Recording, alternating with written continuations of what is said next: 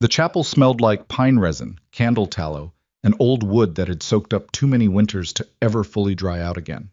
It was the kind of smell that settled into the back of your throat and stayed there.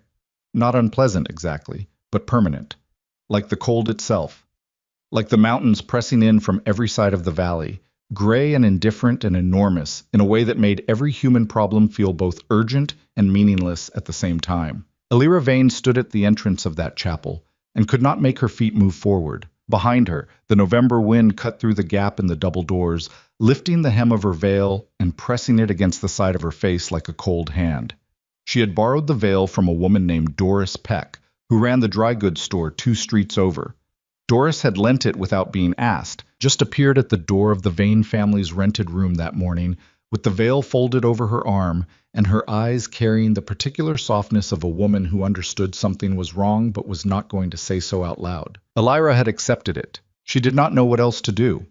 The dress was her own, dark blue wool with small ivory buttons at the wrist, the only decent garment she owned that wasn't mended at the elbows.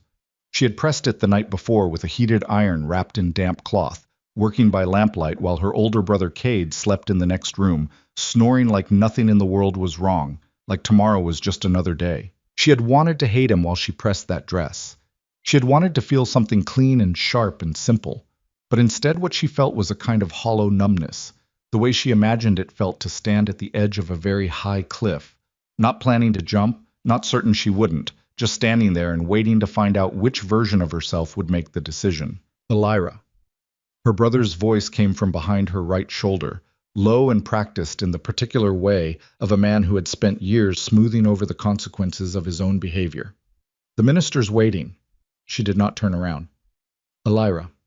His hand came to her elbow, not rough, but not gentle either, just there, steering. Don't make this harder than it needs to be. I'm not making anything, she said. Her voice surprised her, flat and quiet and without the trembling she had expected. You made it. I'm just standing in it. Cade said nothing to that. He never had a good answer when she said something true. He just tightened his hand on her elbow and moved her forward, and she let him, because she did not know what the alternative looked like, and she was too tired to imagine one. The pews held maybe 30 people, not friends. Black Hollow was too young a town, and the Vanes too new to it for any of these faces to qualify as friends. They were neighbors in the territorial sense, which meant they occupied the same difficult geography and had therefore developed a passing familiarity with each other's troubles. A few women sat together near the back, their expressions carefully neutral. Several men stood along the side wall, hats in hand, watching with the same flat attention they'd give to a land survey or a livestock auction. That was what this was, Elira realized as she walked the aisle. An auction. The lot had already been called. The price had already been agreed upon. She was simply being delivered. At the front of the chapel, beside the weathered minister whose name she had already forgotten, stood the man she was going to marry. Ronan Mercer. She had seen him twice before this morning. Once at the general store in town, where he had been purchasing rope and lamp oil and had nodded at her without particular interest, the way a man nods at anything that crosses his line of vision. Once at the edge of his property, when Cade had driven her out in the wagon to inspect the arrangement, which was the word Cade used, as though she were a fence post being checked for rot. Ronan Mercer was not what she had pictured when her brother first told her about the debt. She had pictured old. She had pictured ugly. She had pictured the particular brand of entitled cruelty that sometimes wore a respectable face in small frontier towns. She had been steeling herself for all of those things. He was none of them, exactly, and that made him harder to read. I was somewhere in his mid-30s, tall, in the way that mountains are tall, not imposing so much as simply there, taking up the space around him without apparent effort. His face was angular and weathered, with the kind of sun-darkened skin that came from years of outdoor work and not enough attention to the consequences. His hands, she noticed now as she drew closer, were big and rough-knuckled and marked with old scars she couldn't read the stories of yet. He had made some attempt at presentation, clean shirt, brushed jacket, hair combed back with something that had mostly dried out by now.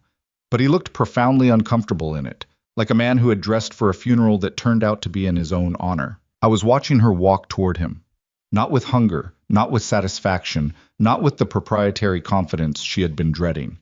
He was watching her the way you watch something you're not sure you understand, and he had the decency, at least, to look like this was costing him something too. She stopped beside him. The minister began talking. The words moved past her without landing. Lawful, wedded, honor, and cherish, so long as you both shall live.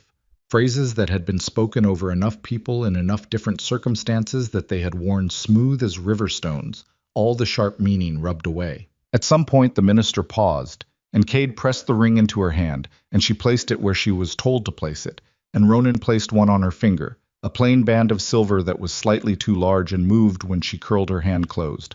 I now pronounce, and then it was done. She was Mrs. Ronan Mercer, and the 30 people in the pews were already reaching for their hats and coats, and her brother was smiling the smile of a man who had settled an account. And the cold came back through the gap in the chapel doors, and Elira stood very still in the middle of all of it, and felt the strange, airless sensation of a future closing like a door.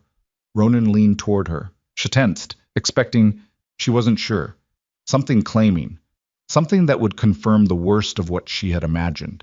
But he only bent his head close to hers, so that only she could hear him above the shuffle of departing boots and scraping pew legs, and said in a voice that was low and direct and carried no performance in it at all, "No one owns you under my roof." And then he straightened and turned to shake the minister's hand, and Elira stood there with those 6 words sitting in her chest like stones she hadn't expected anyone to throw. She didn't know what to do with them, so she folded them away and said nothing, because she had learned a long time ago that hope was a thing that needed evidence before it deserved to be spent. The wagon ride out to Ronan's homestead took the better part of 2 hours, following a road that became increasingly generous with the word road the further they climbed from town. What started as rutted dirt faded into tire tracks pressed into frost-hard ground, then into something that was essentially a suggestion of direction through open highland terrain, pine stands on either side growing denser and the sky above them growing more serious. They didn't speak much. Elira sat on the bench beside him, with her single trunk loaded in the wagon bed, her hands folded in her lap, watching the landscape. Ronan drove with easy attention, the kind of comfortable silence a man develops when he spends most of his time alone in open country. After a while he said, without preamble, "You can ask me what you want to know." She considered that. "How much did he owe you? Your brother?" He was quiet a moment. "It wasn't my debt directly. He owed Garrett Cole. Cole's the one who suggested the arrangement. And you agreed to it." "I agreed to give Cole the money and take on the terms." He glanced sideways at her. "That's not the same as agreeing with it." "Then why did you?" He looked back at the road. "Because Cole's terms were worse." She thought about that. She turned it over a few times. "What were Cole's terms? Nothing you'd have liked?" "Tell me anyway." He didn't answer immediately. A crow lifted out of the pines to their left, complaining at the noise of the wagon, and veered off toward the ridge. Ronan watched it go. "Cole wanted the debt worked off," he said finally. "Said there were positions available, at a place he operates north of here." He paused. "It's not a place you'd want to work at." The implication settled over her quietly, and she understood it without needing it spelled out, and she sat with it for a long moment. "So you bought the debt," she said. "I bought the debt." "And the terms of your arrangement?" "Are legal ones." He said it firmly, the way you say something when you want it to be clearly on record. "You are my wife in name. I will not pretend that's a comfortable word given the circumstances, but it means my roof, my protection, and your own person, entirely." She looked at him for a moment, at the side of his face, the set of his jaw, the way his eyes stayed steady on the road ahead. "You say that like you mean it. I generally don't say things I don't mean. Takes too much effort to keep track of." Something almost, not quite, but almost, softened at the corner of her mouth. She turned away before it could go any further. "I'll decide what I believe when I see how things are." "That's fair," he said, and he meant that too. The homestead sat in a natural clearing where the ridge curved around and blocked the worst of the north wind, which Elira would later understand was not an accident of geography, but a deliberate choice Ronan's father had made when he claimed the land 15 years prior. The cabin was larger than she had expected. 2 main rooms, a lean-to addition, a proper stone hearth, windows of actual glass rather than oiled cloth. The barn beyond it was solid built, and she could hear cattle moving inside and smell the particular warmth of livestock breath and hay that was, unexpectedly, somewhat comforting. Standing at the edge of the porch, arms crossed against the cold, was a woman of perhaps 60 who assessed Elira with the sharp-eyed candor of someone who had survived enough to earn the right to plainness. "This is Mara Holt," Ronan said. "She's been keeping house here since my father's time. She stays as long as she wants to stay." "Which is until I'm done, not until someone tells me I am," Mara said, not moving from her spot. She looked at Elira. "You're younger than I thought." "Everyone says that," Elira said. "Is it a problem for you?" "No." "Is it a problem for you?" Mara's expression shifted by about 3 degrees towards something warmer, which Elira suspected was approximately the maximum adjustment the woman's face was capable of making. "Come inside. You'll freeze before I finish deciding about you." The inside of the cabin was spare but not unkind. Clean swept floors of rough-cut timber, a table, and 4 chairs that didn't match, shelves of provisions, a cot tucked in the lean-to that Mara explained was hers, and beyond a partition of hung wool blankets, a main bedroom with a bed of iron and rope-strung frame and a patchwork quilt that had been repaired more times than it should have been and was all the better for it. "Your things go here," Mara said, setting down the edge of Elira's trunk. "He sleeps there." She nodded toward a narrow cot tucked against the far wall that Ronan had apparently installed. Recently, from the look of it, the wood of the frame still pale and new. "Until you both figure out what kind of arrangement you have." Elira looked at Ronan. He looked at the floor briefly, then back at her.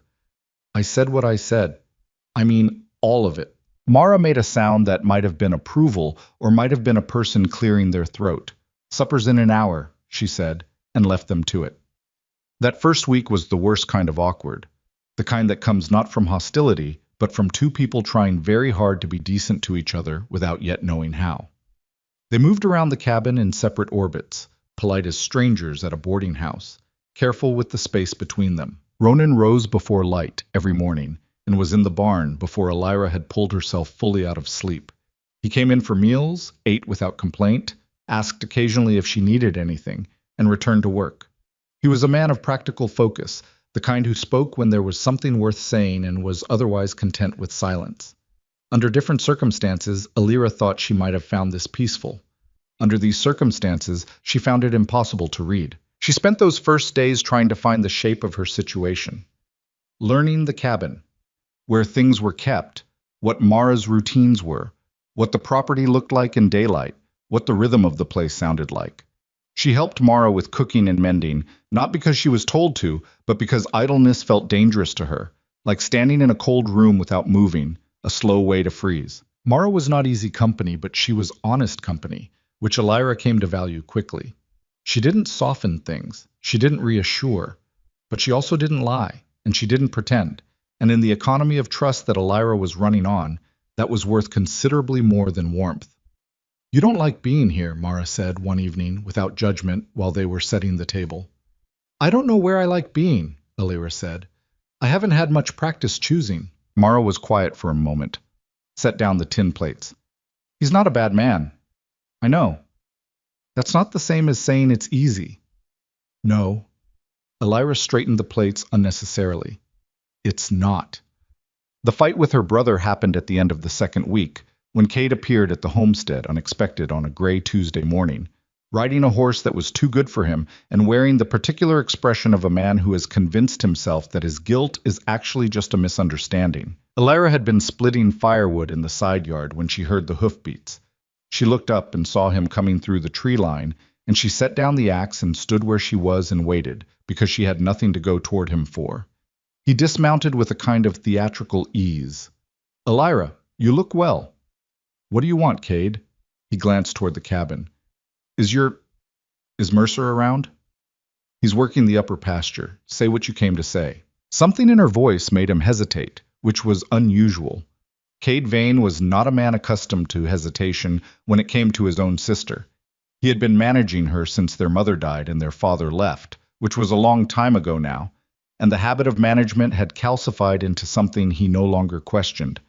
"I came to see that you're settled, that things are—" "You sold me," she said. The words came out flat and factual, and without the heat she'd expected to feel. Not an accusation, just a record. "You owed money you couldn't pay and you traded me for it. I want you to say that instead of whatever else you were about to say." His jaw tightened. "That's not what—" "Then tell me what it was, Cade. Tell me the word for it." He looked away. at the mountains, at the trees, at anything that wasn't her face. For a moment she saw something genuinely uncomfortable move through him. Not quite regret, not quite shame, but something in that neighborhood, something real. I didn't have another option, he said finally. You always have another option. You just didn't like any of the ones that cost you something. I was in over my head. His voice shifted, took on the defensive edge she recognized. Cole would have... I know what Cole would have done. She picked up the axe. Not threateningly, just with the intention of going back to work. Ronan told me. So don't make yourself the victim of that story. You let it get to Cole in the first place. Elira, go home, Cade. She turned back to the woodpile. Come back when you have something honest to say, not before. She heard him stand there for another minute. She heard him get back on his horse. She heard the hoofbeats retreating through the trees, and she split wood until her arms ached and her breath was coming in white clouds in the cold air. And she didn't cry, which was a small victory, and she was going to allow herself to count it as one. She didn't hear Ronan come up behind her until he was close. I heard some of that, he said. Most of it? Most of it. He stopped a few feet away, and there was nothing in his voice that she could identify as pity, which was a relief. Pity she couldn't have stood. You didn't have to send him off. I know. She set down the axe again. Her hands were shaking slightly, which annoyed her. I wanted to. He nodded. Looked at the wood she'd split, which was considerably more than they needed. You've been working this stack for an hour. I needed something to hit. He almost smiled at that. Fair enough. Come in for coffee when you're done. He turned and went back toward the barn, and Elira stood in the cold yard and breathed and thought about the fact that he had heard her say those things to her brother, and he had not offered her advice or told her to soften it or asked how she planned to repair the relationship. He had just let it be what it was. She went back to splitting wood, but the shaking in her hands was already gone. The snow came seriously in December.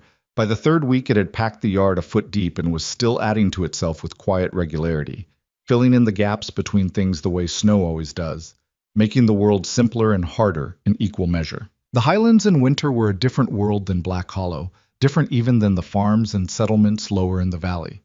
Up here there was no distraction from the reality of what living required. The cattle had to be fed and moved and checked. The firewood had to hold. The provisions had to be managed carefully enough that they'd make it to spring without running short.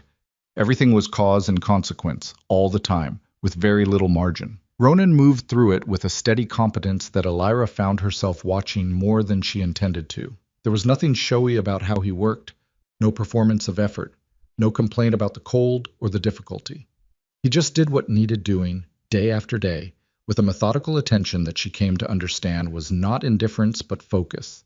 He was a man who had learned early that winter didn't care about your feelings, so he developed the habit of keeping them organized and out of the way of the work. She started working alongside him without making a formal decision to do so. It happened in pieces. She took over feeding the smaller stock in the morning because it freed him for the heavier work, and because it got her out of the cabin and moving in the sharp cold, which she found, to her own surprise, she needed. She helped him rope and shift cattle when an early storm pushed them into a tight corner against the north fence. She learned to read the weather signs he read, the way the clouds stacked on the far ridge before a hard fall, the particular stillness that preceded the worst winds. One night in early January, the temperature dropped past anything Elira had experienced before. She woke to the sound of the cattle and found Ronan already pulling on his coat in the darkness. I need to check the far shelter, he said. 2 of the heifers are close to calving. Cold like this. I'll come, she said. He looked at her. In the dim light from the banked fire, she couldn't make out his expression well, but he didn't argue. Dress warm. They walked out into a cold that had physical weight. The lantern he carried made a small gold circle in the dark, and the snow crunched under their boots with a sound like broken glass, and the sky was ferociously clear, every star pressed so hard against the black it seemed like they might fall through. In the far shelter, by lamplight, they sat with the laboring heifers through the small hours, keeping them calm, keeping them warm. One calf came just past 2 in the morning, messy and struggling, and then suddenly there, legs folding and unfolding in the straw, and the mother turning to clean it with a thoroughness that seemed to leave no room for any doubt about what mattered. There, Ronan said quietly. I was tired. She could see it in how he held himself, the weight of too many early mornings and late nights accumulating. But he was watching the calf find its feet with an expression that wasn't quite soft. Ronan Mercer didn't do soft easily, but was something adjacent, something that was just straightforwardly glad. Elira found herself looking at him longer than she meant to, not with anything she was ready to name, just noticing, filing away. You really love this land, she said. He considered that. I don't know if love is the right word. I know it. I know what it needs. He was quiet for a moment. My father cleared this place when it was nothing but timber and frost. He poured 20 years into it. When he died, it was the only thing he left that was worth having. That's a heavy thing to carry. Maybe. He rubbed the back of his neck. Or maybe it just means I know what I'm working for. They sat for a while in comfortable silence in the warm straw smell of the shelter, while the calf learned to stand and the night moved slowly toward morning, and Elira thought, this is what it looks like when a person is rooted to something. She had never been rooted to anything. She had only ever been moved. She didn't sleep that night. But when they walked back across the snow in the gray early light, the darkness full of the coming of dawn, she felt something that was not comfort exactly, but was the distant shape of it, the outline of what comfort might look like if she could get close enough. Well, it was Mara who saw it first, the way Mara seemed to see most things that happened in the orbit of that homestead. You're less like a closed door, Mara said one afternoon in January, apropos of nothing, while they were sorting dried beans at the table. Elira didn't look up from the beans. I don't know what that means. It means when you came here, you walked around like you expected every room to lock behind you. Mara's voice was matter of fact, the way someone describes weather. You're not doing that as much. Elira sorted a few more beans. Noticing doesn't mean trusting. No, but it means you're not completely closed off to the possibility. Elira considered this. It was too accurate for her to dismiss. He's decent, she said finally. I know he is. I raised him after his mother left. Mara said this without particular drama, just information. He's not always easy. He doesn't talk when he should sometimes. He gets himself into a corner on things and won't move when he ought to. But he doesn't lie, and he doesn't break things when he's angry, and he doesn't take what's not offered. She paused. There are worse starting points. There are, Elira agreed. The question is what you do from them. Elira set down a handful of sorted beans. I'm still figuring that out. I know. Mara went back to her side of the sorting. Take your time. Winter's long. Oh, but winter had its own plans, and they did not include waiting. It was the second week of January when Ronan found the children. He had been riding the eastern fence line, checking for storm damage, when he came across the tracks. Small ones. Irregular. The kind that come from cold, stiffened feet that can't move properly. He followed them to the ravine edge and found them there. Two children huddled in the hollow of a fallen pine, sharing body heat in the animal way that children resort to when everything adult has failed them. The girl was perhaps 9. The boy was younger, 6 or 7, hard to tell because he was too thin. They were alive, barely. Ronan got them back to the homestead on his horse and came in carrying them one at a time, the horse too cold and the children too exhausted to manage any other way. And Mara took one look and started heating water while Elira cleared the space near the fire and gathered every blanket in the cabin. The girl came around first. She had sharp eyes, dark and watchful, and already calculating, even half frozen. And when she was warm enough to speak, she told them her name was Ivy, her brother was Silas, and that they had been traveling with their parents. She said this last part in the present tense and then stopped, and something passed behind her eyes that was terrible to see in a child that age. And she didn't say anything more about the parents. Elira didn't push her on it. Silas slept for almost 12 hours. When he woke, he said nothing at all, just looked around the cabin with large, quiet eyes, and eventually accepted the bowl of soup that Mara pushed at him and ate it with total concentration, like a child who had learned not to expect the next meal. Ronan stood in the doorway between the main room and the sleeping area watching them. His jaw was set. Someone will have to ask around, he said to Elira, low, when the children were both settled and Mara was occupied. About family, or, I know, Elira said. It may be there's someone who, I know, Ronan. She looked at where Silas had fallen back asleep by the fire, his small hands curled under his chin. But not tonight. He looked at her for a moment. then nodded once and said nothing more about it that night. The following morning, 3 of the neighboring settlers showed up at the homestead to offer their opinions on the matter. Frank Deller arrived first. He ran the largest ranch in the lower valley, a man of strong views and louder voice, followed by his wife and a man named Harker, who kept a sheep operation on the south side of the ridge. They stood in the yard and made the case that 2 extra mouths were a burden the valley could not sustain, that there were settlements further east with proper facilities. That sentiment was not a plan. Elira listened from the porch. "You're not wrong about the resources," she said when Deller had finished his accounting. "But you're wrong about what the decision is." Deller looked at her with the faint impatience of a man unused to being addressed in this way by someone he had already discounted. "Mrs. Mercer, I appreciate your concern, but they're children," she said. "They're cold and they're frightened and their parents are dead, and this is not a ledger problem." She kept her voice even. Not angry. Anger would give him something to dismiss. "They'll stay until we've done everything possible to find family. And if there's no family, we'll figure out what comes next from there." "And the cost of that," Harker said, not unkindly, "comes from where?" "From where any cost in a hard winter comes from," Elira said. "From everyone doing a little more than they thought they could." There was a silence in the yard. Deller's wife, who had not spoken, was looking at Elira with an expression that was evaluating something. Ronan stood a few feet to Elira's left, arms crossed, not intervening, just present, a fact that was its own kind of statement. "All right," Deller said finally, not entirely gracefully. "Your roof, your decision." "It is," Elira said. When they had gone, she stood in the cold yard for a moment, the wind lifting her hair, and thought about the fact that she had just done that she had stood in front of people she barely knew and said what she believed and not backed away from it, and the world had not collapsed. It was a small thing, she knew that, but it was the first small thing that was entirely her own. Ivy proved harder to win over than the settlers had been. The girl was wary in the way of someone who had learned the hard way that kindness had terms attached, and she spent the first week watching everything and everyone in the homestead with those dark, careful eyes, looking for the catch.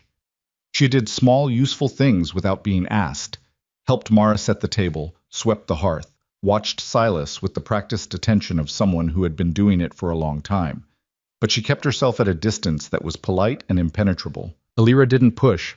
She understood the architecture of that distance. She had lived inside it herself. What cracked it, in the end, was ordinary. One evening, near the end of January, Elira was sitting by the lamp repairing a tear in one of Ronan's work shirts, and Ivy came and stood near her without saying anything, just watching the work of her hands. "Do you want to learn?" Elira asked. A pause. "It's hard?" "The beginning is. Then it gets easier." Another pause. "Can I try?" Elira moved over on the bench, and Ivy sat beside her, and Elira showed her how to thread the needle and how to start the stitch, and how to keep the tension even, and Ivy's small hands were serious and careful, and she did not give up when the needle slipped or the thread tangled, just started over with the same focused patience she applied to everything. They sat like that for the better part of an hour. Silas slept by the fire. Mara made tea without being asked. Ronan came in from the cold, set his boots by the door, and looked at the 2 of them on the bench and looked away quickly, finding something to be very interested in on the other side of the cabin. "You're good at that," Elira said to Ivy, about the sewing. "My mother was good at it." Ivy didn't look up from the cloth. Her voice was carefully neutral, the way a child's voice is when they are holding something delicate and are afraid of what happens if they grip too hard. She said patience was a skill, not a personality. Elira thought about that. She was right. Ivy was quiet for a long moment. Then, very quietly, she said, "Where did they put her?" After. Do you know how that works? What they do with Ivy?" Elira kept her voice gentle. "We'll find out. Everything that matters, we'll find out." Ivy nodded, just once, and went back to the sewing, and Elira sat beside her in the lamplight and thought that whatever her brother had set in motion and whatever she had expected when she walked into that chapel, none of it had included this. None of it had looked like this. This small, hard, real thing, and she was not sure yet that she would call it a gift, but she could not call it nothing. The winter deepened. The nights ran long and cold, and the mornings required everything that everyone in that household had: And some days were genuinely hard in ways that left no room for anything but the practical.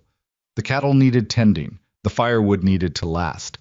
Silas caught a chest cold in the third week of January that kept them all wakeful for 4 nights running until it finally broke, and he slept the long, easy sleep of recovery. In the gaps between the hard things, in the small, ordinary spaces, something else was happening that none of them named or remarked upon, because naming it would have made it fragile. Ronan and Elira were becoming something. Not what they had been to each other in the chapel, not the formal strangeness of those first weeks. Something more honest, built from proximity and shared difficulty and the accumulation of small moments that don't seem like much on their own, but add up in ways you only recognize when you look back. He told her about the land one evening when they were sitting by the fire, both reading, the children asleep, Mara having retired to her lean-to. Not a speech about it, just talking, the way people talk when they're tired and the fire's good and they've run out of reasons to keep things separate. He told her about the seasons here, the rhythms of it, the particular quality of spring when it finally came, the way the light changed on the ridge in late afternoon in July. He talked about it the way you talk about something you love, without being entirely aware that love is the word you're using. She listened. She asked questions, not the polite kind, but the real kind, the ones that come from actual curiosity. And somewhere in the middle of it, she said something about her mother, an offhand thing, a memory of a garden her mother had kept in the years before everything went wrong, and she hadn't talked about her mother in years, and the words came out easier than she expected. He listened. He asked the real kind of question. They talked until the fire burned low and they both noticed it at approximately the same time and looked at each other across the small space between them, and neither of them said what they were both beginning to understand, because it was January and the world outside was still frozen and there was too much ahead of them that was uncertain. But the understanding was there, the way heat is there before a fire is lit, existing as potential, waiting for the right conditions. "We should sleep," Elira said. "Probably," Ronan agreed. Neither of them moved for another 10 minutes. And then they did, and the cabin settled into the specific quiet of a place where several people are learning, slowly and with great difficulty, to trust the space that holds them all. By the end of January, Elira Mercer, technically, though she had still not fully made the name her own, had been in the Highlands for 2 months. She was not the same person who had stood at the entrance of that chapel and could not make her feet move forward. She was not transformed. She had not found peace or resolution or any of the clean, satisfying things that stories sometimes promised were waiting on the other side of hardship. She was still complicated, still watchful, still carrying the shape of all the years she had spent being managed and traded and moved. But she was choosing now. Small choices, most of them. What work she did each morning, how she spoke to the children, what she said to the settlers who came by and how she said it, how she let herself sit in a room with Ronan Mercer and not feel like the walls were moving in. Small choices. Hers. That was enough for January. The spring was a long way off, but it was coming. February came in mean. There was no other word for it. The cold that had settled over the Highlands in January had been serious but manageable, the kind of cold that made everything harder without making it impossible. February was different. February felt personal. The temperatures dropped past anything the settlers in the lower valley had recorded in a decade, and the wind that came off the northern ridge did not behave like wind so much as like something that had made a decision about you and was carrying it out with patience and thoroughness. The cattle lost weight faster than Ronan had budgeted for. He said nothing about it directly, but Elira had learned enough about the way he moved through the homestead to read the difference between his ordinary focused quiet and the specific quality of quiet that meant he was doing calculations in his head and not liking the results. He spent longer at the barn in the mornings. He checked the hay stores twice when once would have been enough if the numbers were good. He came in for supper and ate without tasting it, his eyes somewhere else. "How bad is it?" she asked him one evening when the children were in bed and Mara had gone to her lean-to and the fire had burned down to coals that painted the room in shades of rust and amber. He looked up from the table, where he had been turning a piece of harness leather over in his hands without any apparent purpose. "It's not a crisis yet." "That's different from saying it's fine." He set down the leather. "We're going through hay faster than I planned for. If the cold breaks in the next 3 weeks, we'll be all right. If it doesn't—" He stopped, started again. "I'll need to buy feed." That means money I was holding for the spring fencing work. What happens if the fencing doesn't get done? The north pasture doesn't hold cattle in spring thaw. They push through the weak sections and spread into the timber, and getting them back is 3 weeks of work instead of 3 days. He rubbed his jaw. It's manageable. It's just everything pushes on everything else up here. One bad calculation and it follows you for the rest of the year. Alira thought about that. She thought about the stores she had been inventorying in the back of the cabin, the dried goods and the preserved food, and the careful math she had started doing without telling him about it. I've been going through the provisions, she said. There's more slack than Mara thinks there is. She counts conservative. I understand why, but I think we could stretch some of what we have further than her numbers account for. He looked at her. You've been going through the provisions. For 2 weeks. I didn't say anything because I wasn't sure yet. She laid it out for him. The numbers she had worked, the adjustments she had in mind, the places where a different rotation of what they had would reduce waste without reducing the actual caloric value of what they were eating. She had thought it through carefully, the way she thought through everything now that she had the space to think, and she knew the calculations were sound. When she finished, Ronan was quiet for a long moment. That's good, he said finally, simply, without making a production of it. I know, she said.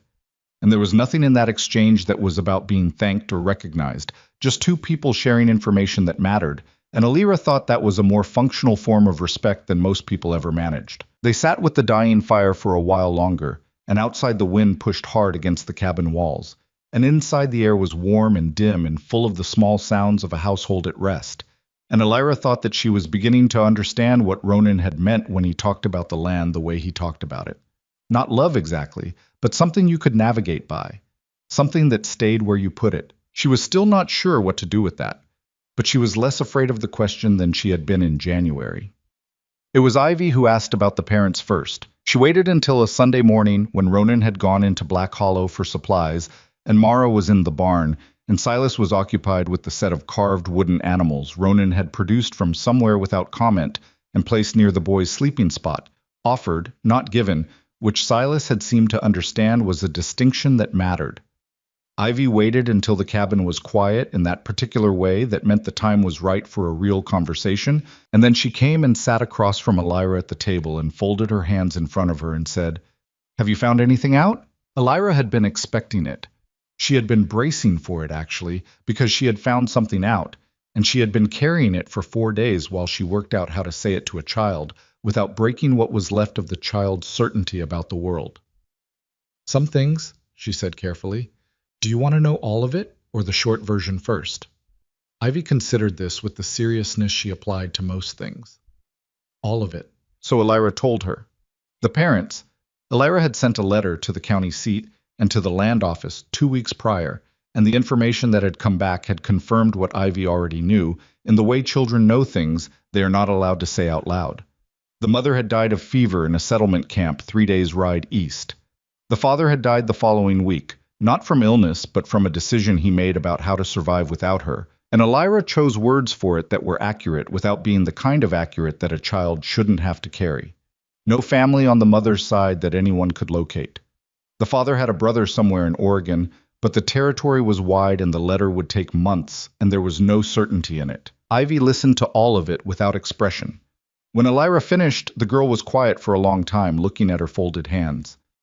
"Silas doesn't know," she said. It wasn't a question. "No. He thinks—" She stopped, pressed her lips together. "He thinks they went ahead and are waiting for us somewhere. That's what he decided to believe, and I let him." She looked up. Was that wrong?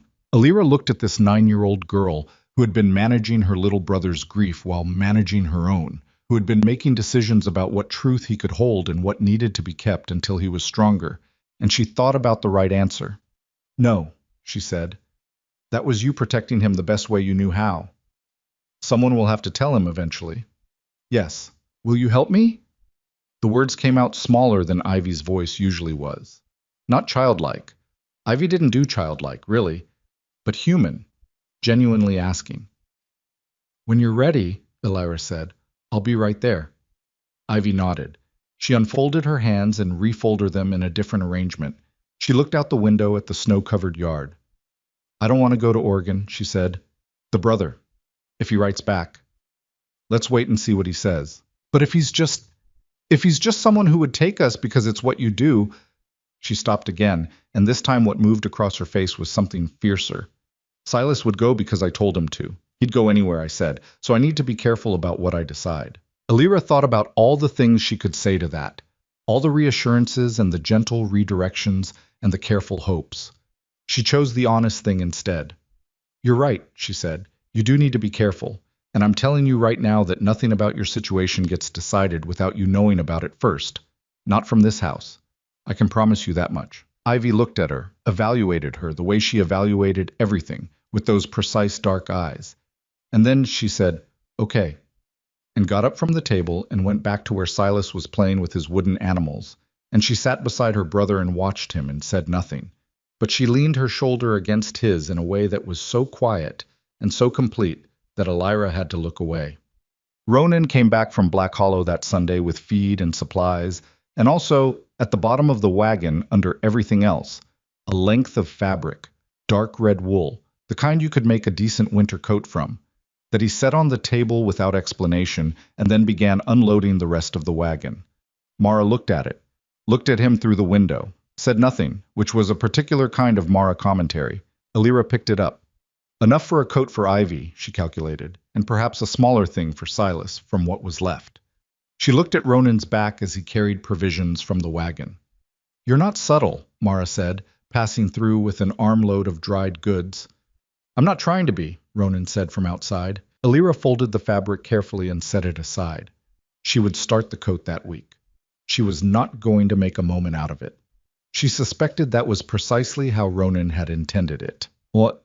The fight between Ronan and Frank Deller happened at the beginning of the third week of February, and it changed the temperature of the valley in a way that had nothing to do with the weather. Deller arrived at the homestead on a weekday morning, which was unusual enough that Alira came out of the cabin when she heard the horse, already reading something tense in the sound of the approach.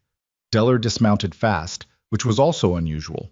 He was generally a man who took his time with arrivals, letting the performance of his comfort work on people. Mercer. He didn't wait for pleasantries. Garrett Cole's been in contact with me. Ronan was standing outside the barn with a length of rope in his hands. He did not change expression. About what? About the valley. The timber rights on the upper ridge. Deller's voice had the quality of a man delivering news he'd already been sitting with long enough to rehearse. He's putting together a group, buying up the claims around here, consolidating operations. He came to me first. And what did you tell him? I told him I'd think about it. Deller pulled his hat off, turned it in his hands. He's offering good money, Mercer, for the timber rights plus first option on the grazing claims. It's not nothing. It's not nothing, Ronan agreed. What does he want in exchange for it? Just the rights. Standard terms. Ronan coiled the rope slowly. Deller, what does Cole actually want? A pause. Deller looked at his hat. He wants the valley. Consolidated. His people running the operations, local owners kept on as labor, basically. Wage hands on land they used to own. He said it plainly, which Alira gave him credit for. But the upfront money is real. And the families who can't afford to buy back in later. That's... Deller stopped. That's a risk, yes. It's not a risk. It's the plan. Ronan's voice was level, not angry, which was somehow more serious than anger. Cole's done this in 2 other valleys north of here. Pays enough up front that people take it, then spends 2 years acquiring everything else he needs. And by the time anyone understands what's happened, they don't have the resources to do anything about it. He dropped the coiled rope on a fence post. He came to you first because you're the biggest operation in the lower valley. If you sell, the smaller holders follow because they think you know something they don't. Deller's jaw tightened. You're saying I'm being used. I'm saying he's smart about who he approaches first. And what would you have me do instead? The edge in Deller's voice now was defensive, the particular defensiveness of a man who already knows the answer and doesn't like it. Nothing yet. Ronan met his eyes. Let me put some conversations together. Give me 2 weeks before you give Cole any kind of answer. A long silence in the cold yard.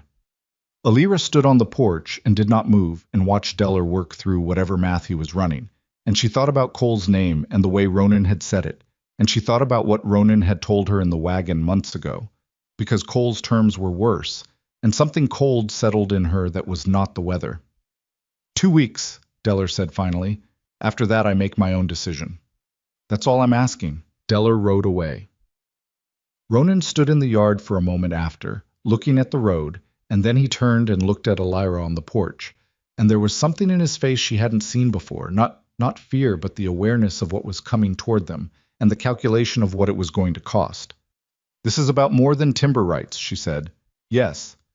This is about everything. Yes. He came up the porch steps, stopped beside her. Cole has wanted to expand his operations into this valley for 2 years.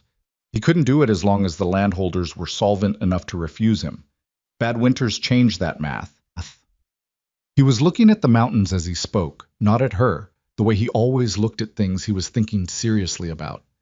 He's going to push on this, hard, and some families are going to take the money because they need it, and because it's real money right now when nothing else is. And if enough of them sell, then the ones who don't are surrounded, and Cole controls the access routes and the timber and the winter pasture, and eventually not selling becomes impractical. He was quiet for a moment. It's a good plan, if you're him. Elira thought about the settlers she had met in these months. The Harker family on the South Ridge, the 3 homesteads along the eastern approach that had barely made it through January. The widow Jessup, who ran a small dairy operation down in the lower clearing with 2 hired hands she could barely afford. People who were not Frank Deller, people who did not have Deller's margin. People who would look at whatever number Cole put on the table and see a way out of a hole they'd been trying to climb out of for 2 years. You need to talk to them before he does, she said. Ronan glanced at her. Cole's going to go to the smaller holders after Deller. He'll wait to see if Deller moves, and if Deller hesitates, Cole will start picking off the ones who are weakest. She had worked this out even as she said it, the logic of it clear once you accepted the premise of what Cole was doing. You need to be in front of that. And tell them what exactly. Don't take the money. Tell them what taking the money actually means. She turned to face him.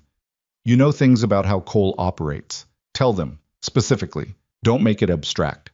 She paused. And then tell them what the alternative could look like. We don't have an alternative yet.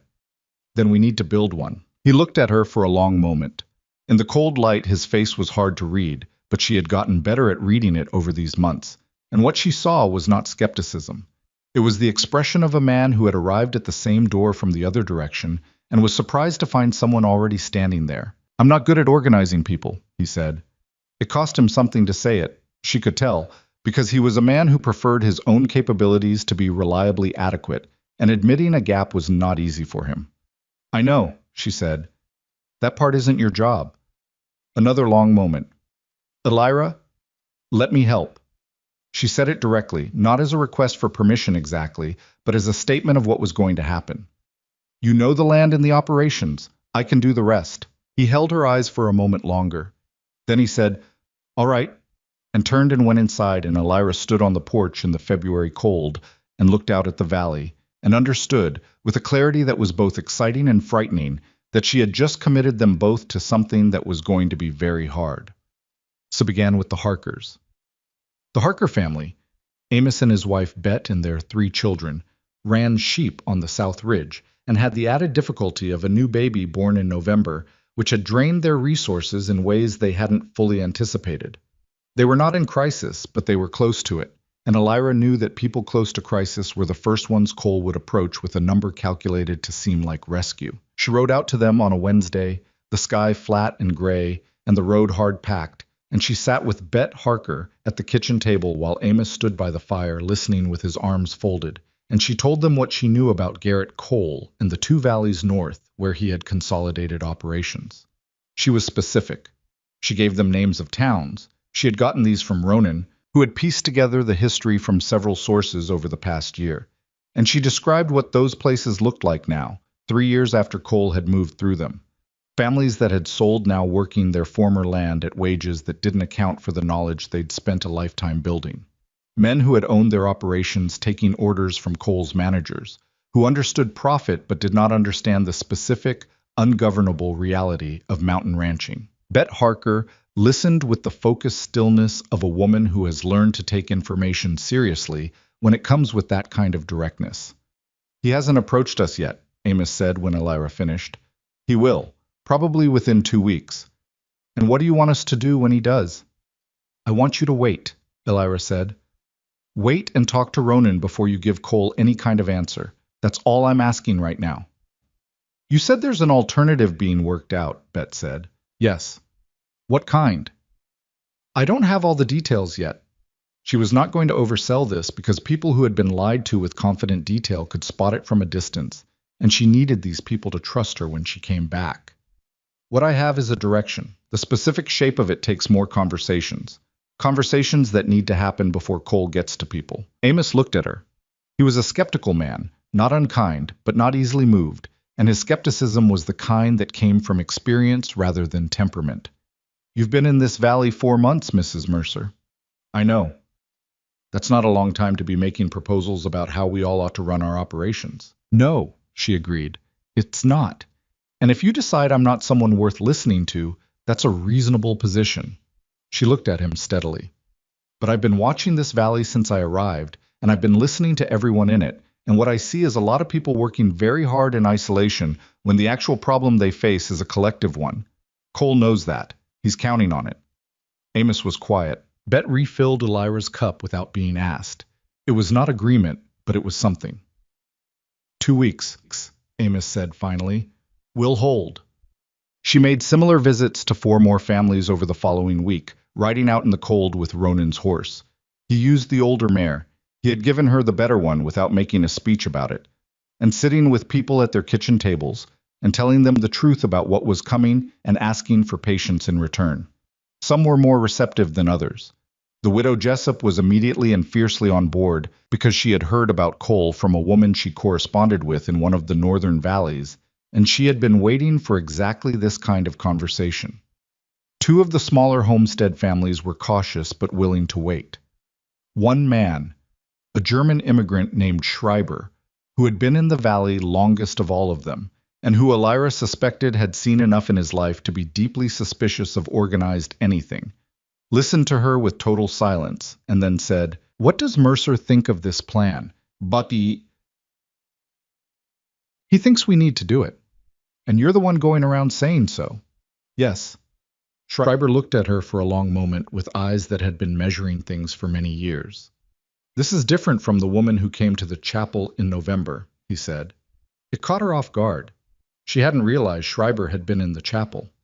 "I was at the chapel in November," she said carefully. "I know, I saw your face." He said it without judgment, just as information. "You looked like someone being moved somewhere against their will." "I was. And now?" She thought about how to answer that. "Now I'm moving myself," she said. He looked at her for another moment. Then he nodded once, the kind of nod that means something. "Tell me what you need." What they were building, what Elira was building, with Ronan working the practical angles and Mara providing the institutional memory of who owed whom what, and who could be trusted to hold to an agreement and who had a history of breaking under pressure, was a cooperative structure, though none of them called it that directly because the word carried political weight they didn't need. The idea was a shared operation, built around the valley's existing resources, but organized around common interests rather than individual ones. Pooled labor during the heavy work seasons, shared access to the timber on the upper ridge, managed as a collective rather than sold off piecemeal. A combined cattle market that would give them enough volume to negotiate terms that individual operations couldn't access alone. And critically, a structure that Cole couldn't pick apart one family at a time, because it was built so that the withdrawal of any one part would affect the others enough that the social cost of selling out would be visible and real. It was not a perfect idea. Elira knew that.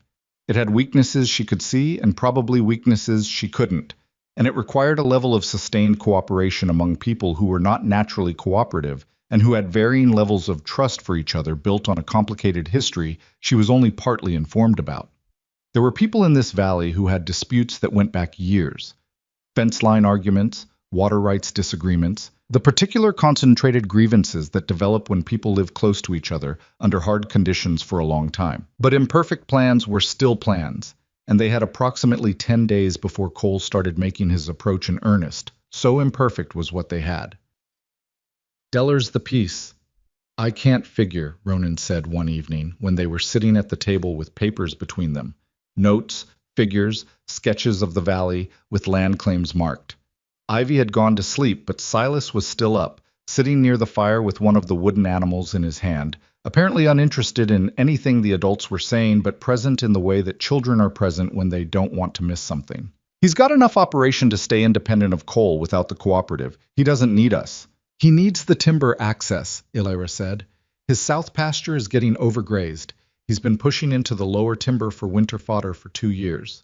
If Cole consolidates the upper ridge and controls the access points, Deller's operation degrades.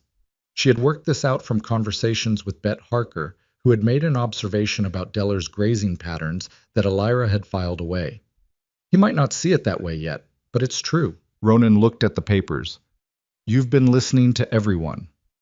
That's what I do. She said it matter-of-factly. It was not a boast. It was just what it was. I watch, and I listen, and I put things together. I've done it my whole life because it was the only way to know what was coming before it got here. I was quiet for a moment, looking at the papers, and then he looked up at her, and there was something in his expression she didn't quite have a name for.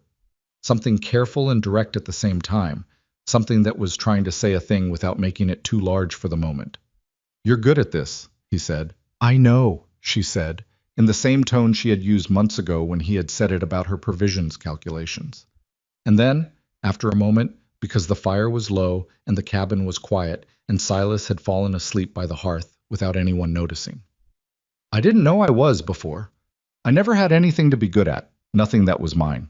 The quiet after that was a different quality than their usual quiet.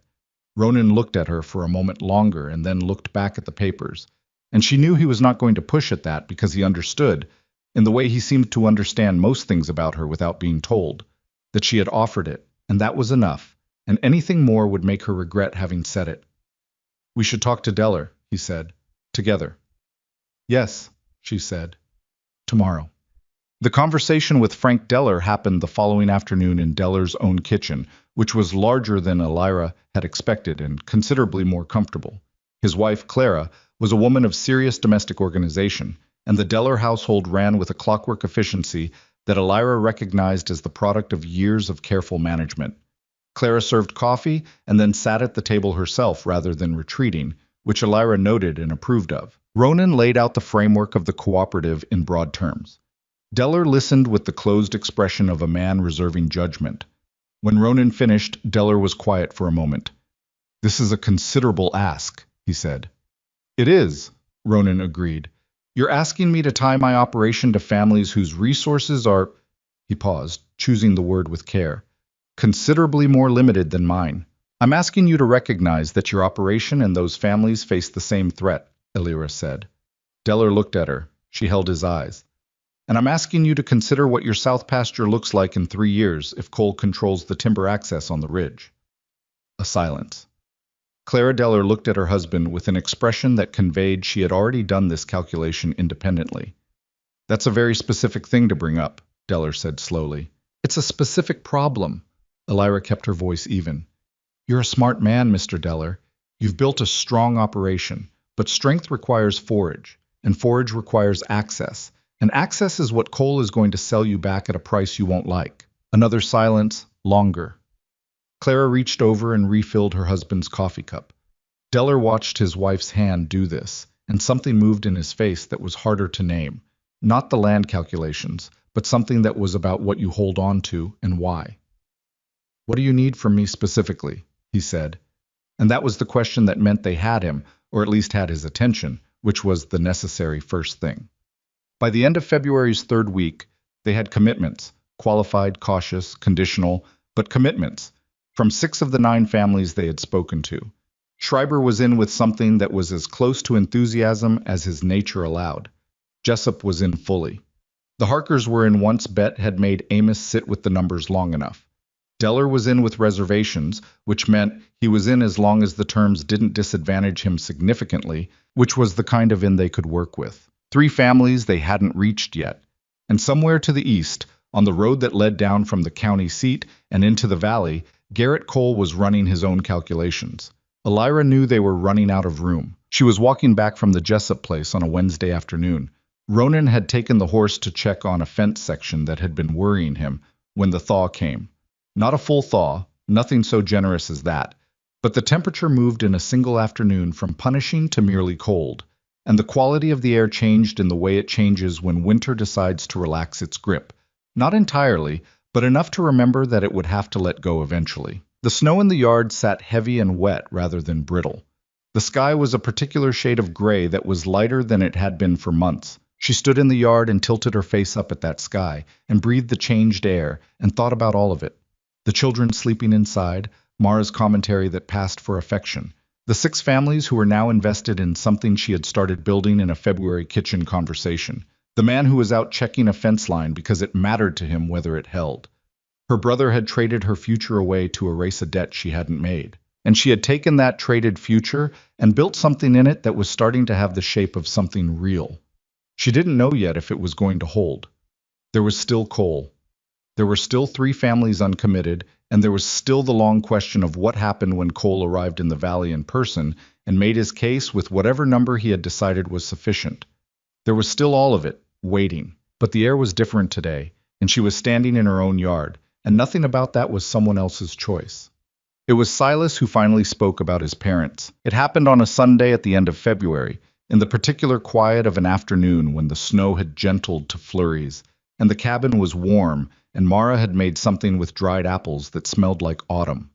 He was sitting with his wooden animals arranged in a pattern on the floor that seemed to have a logic to it. Only he understood, and Ivy was on the bench with her sewing. She had taken to it with a focus that was remarkable, her small hands careful and steady. And Elira was at the table with her notes, and Ronan was sitting by the fire with a piece of harness work in his hands, not talking, just present. Silas looked up from his animals and said, in his small, serious voice, "Are they coming?" The room went still. Not dramatically, none of them were dramatic people by nature, but still in the way that all occupants of a space become simultaneously aware of the same thing at the same moment. Ivy's hand stopped on her sewing. She looked at her brother. She looked at Elira. Elira held Ivy's eyes for a moment and read the question in them, and she made a small, careful nod, the kind that means, "I'm here, I've got you, we can do this."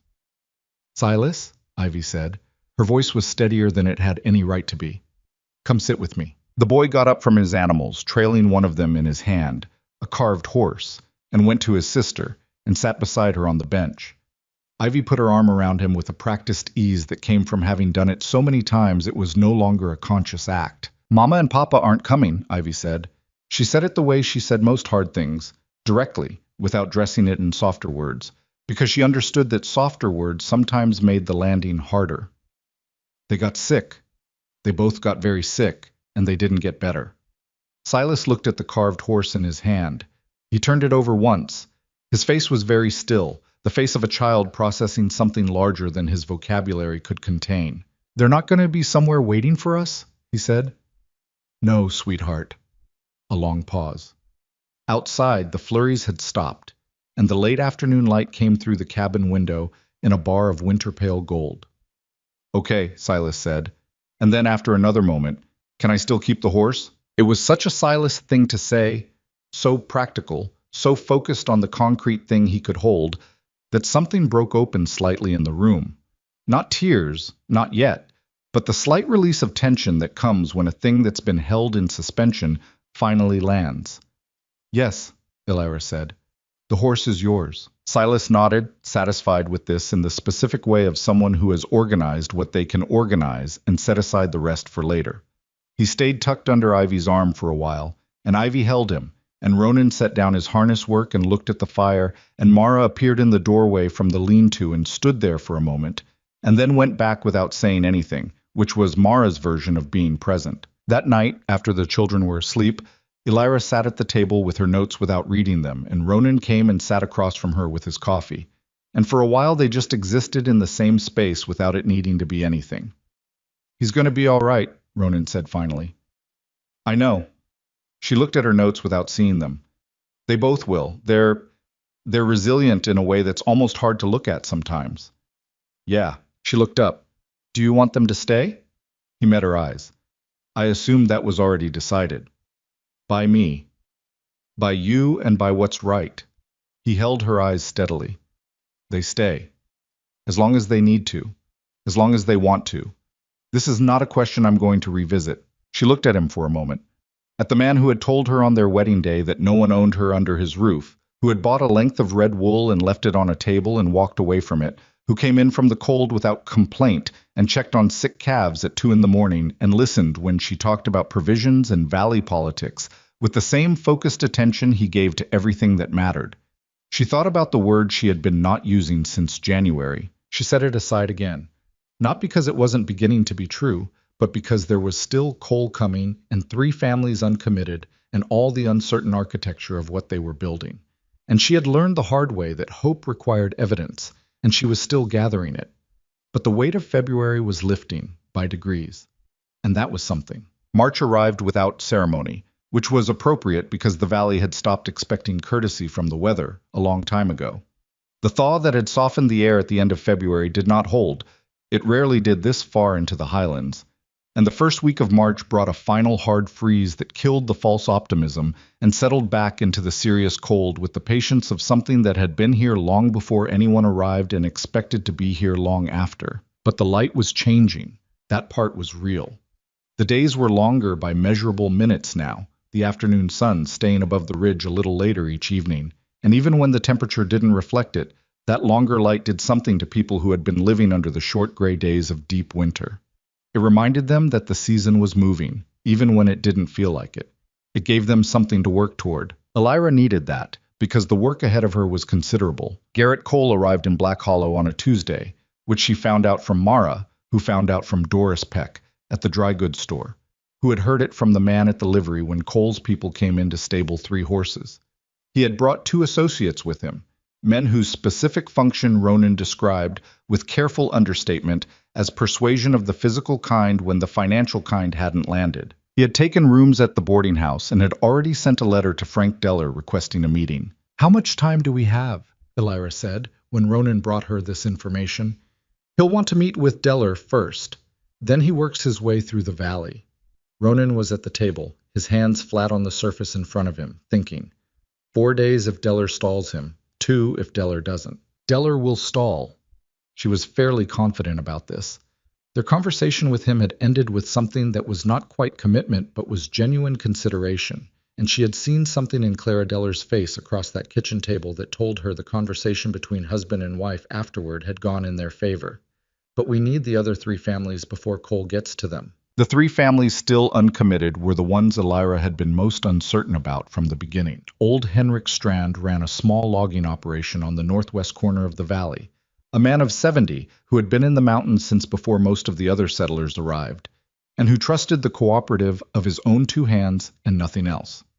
The Calloway brothers, 2 of them, unmarried, mid-40s, who ran cattle on the east approach with an efficiency that came from decades of doing exactly what worked, and nothing more, were skeptical of any arrangement that required them to factor other people's failures into their own planning. And there was a family named Prentice who had arrived in the valley only 8 months prior, had spent those 8 months barely keeping their heads above water, and had the specific vulnerability of people who were desperate enough to take any offer that looked like solid ground. Elira had been most worried about the Prentices from the beginning. They were the Coles' best opportunity in the valley.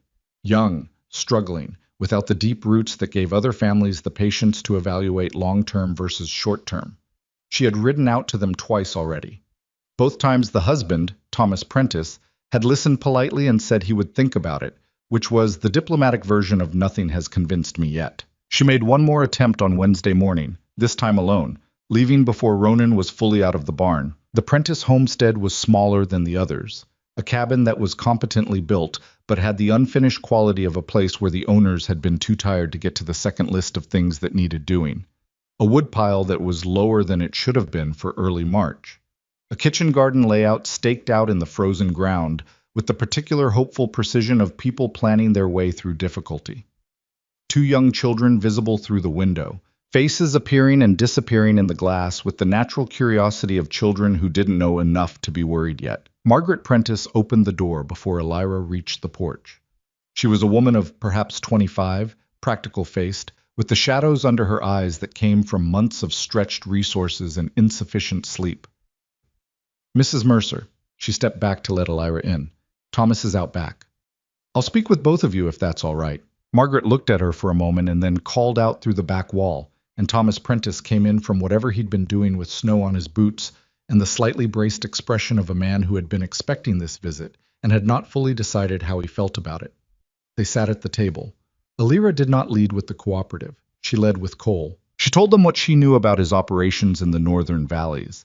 And this time she had more specific information than before, because Ronan had spent the past 2 weeks corresponding with contacts and had gathered enough detail to make the picture considerably more concrete. She told them about a family named Bauer in the White Pine Valley, who had sold their grazing rights to Cole for a number that felt like salvation, and within 18 months were working their own former land for wages that didn't cover what they'd been making before, because Cole had restructured the operation and moved their cattle out and converted the grazing to timber extraction, which paid him better. She told them about a man named Foss, who had tried to buy his rights back after understanding what had happened, and found that the price had tripled, and the terms included conditions that made the buyback practically impossible. Thomas Prentice listened with the still face of a man who was good at not showing what he was thinking. Margaret Prentice did not have the still face.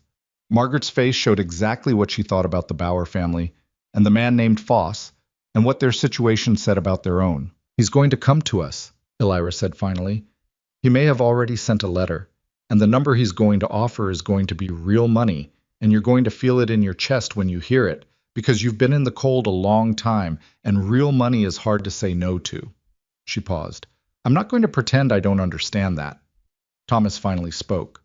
"What the cooperative is offering isn't money now, it's structure, for later." "Yes, we don't have a lot of later left to spend," he said. "If this winter doesn't end soon, I know." She held his eyes. "Tell me specifically what you're short on. Not generally, specifically." A pause.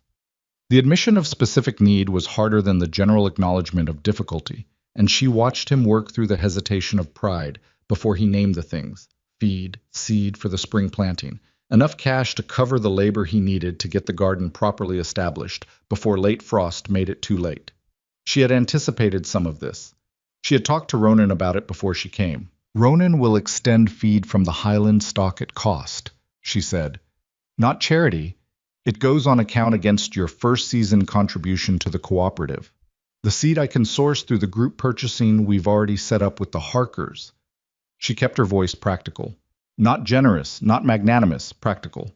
Because the Prentices were proud people and they didn't need a benefactor. They needed a structure that treated their participation as valuable rather than their suffering as pitiable. "The labor you need in spring you'll get from the cooperative's shared work schedule.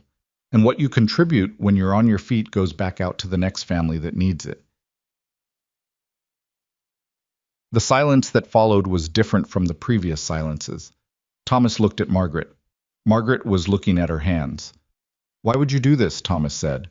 Not suspicious exactly, but needing to understand the mechanism. "Because if you take Cole's money and Cole ends up with your section of the East approach, the cooperative loses an access route that matters to how the whole thing functions." She said it plainly. "This isn't only generosity, it's that your situation and ours are connected, and I'd rather deal honestly with that than pretend it's purely altruistic." Something in Thomas Prentice's face settled. The honesty of it reached him in a way that softer persuasion hadn't. "All right," he said. "We're in." Margaret looked up. Her expression was something that was working very hard not to be relief, and not quite succeeding. Elira rode back to the homestead with the Prentices behind her and 2 more visits to make before Cole got his footing in the valley, and she thought about what it had taken to say the true thing instead of the comfortable thing, and she thought that her mother had been right all those years ago when she'd said that patience was a skill and not a personality. Her mother had been right about a lot of things, and had not had nearly enough time to teach them all. Old Henrik Strand was a different problem entirely. I was not vulnerable to Cole's money the way the Prentices had been, because he was old enough not to care about the future in the same way. And he had enough cash reserves from 30 years of careful operation that no number Cole put on the table would feel like rescue.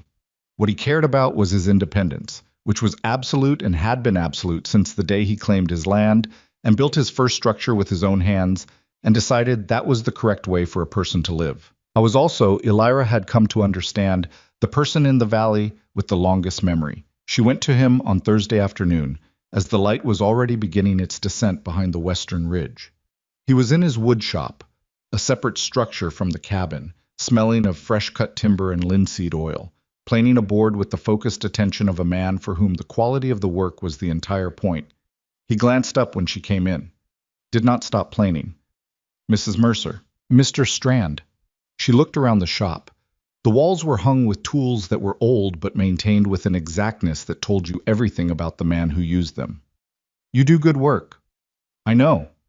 He said it simply, not with vanity, just acknowledgement of a fact. You came to talk about the cooperative. Yes, I've heard about it from 3 people already. He turned the board, examined the edge with his thumb. Harker, Jessup, Schreiber. He paused. Schreiber speaking well of a collective arrangement is one of the stranger things I've heard in 30 years. He's practical. I is. Strand set down the plane, looked at her directly with the particular quality of attention that very old people sometimes have. Not impatience, but the specific gravity of someone who knows their time is not unlimited and has stopped wasting it on circling the point. What do you want from me? Same as the others.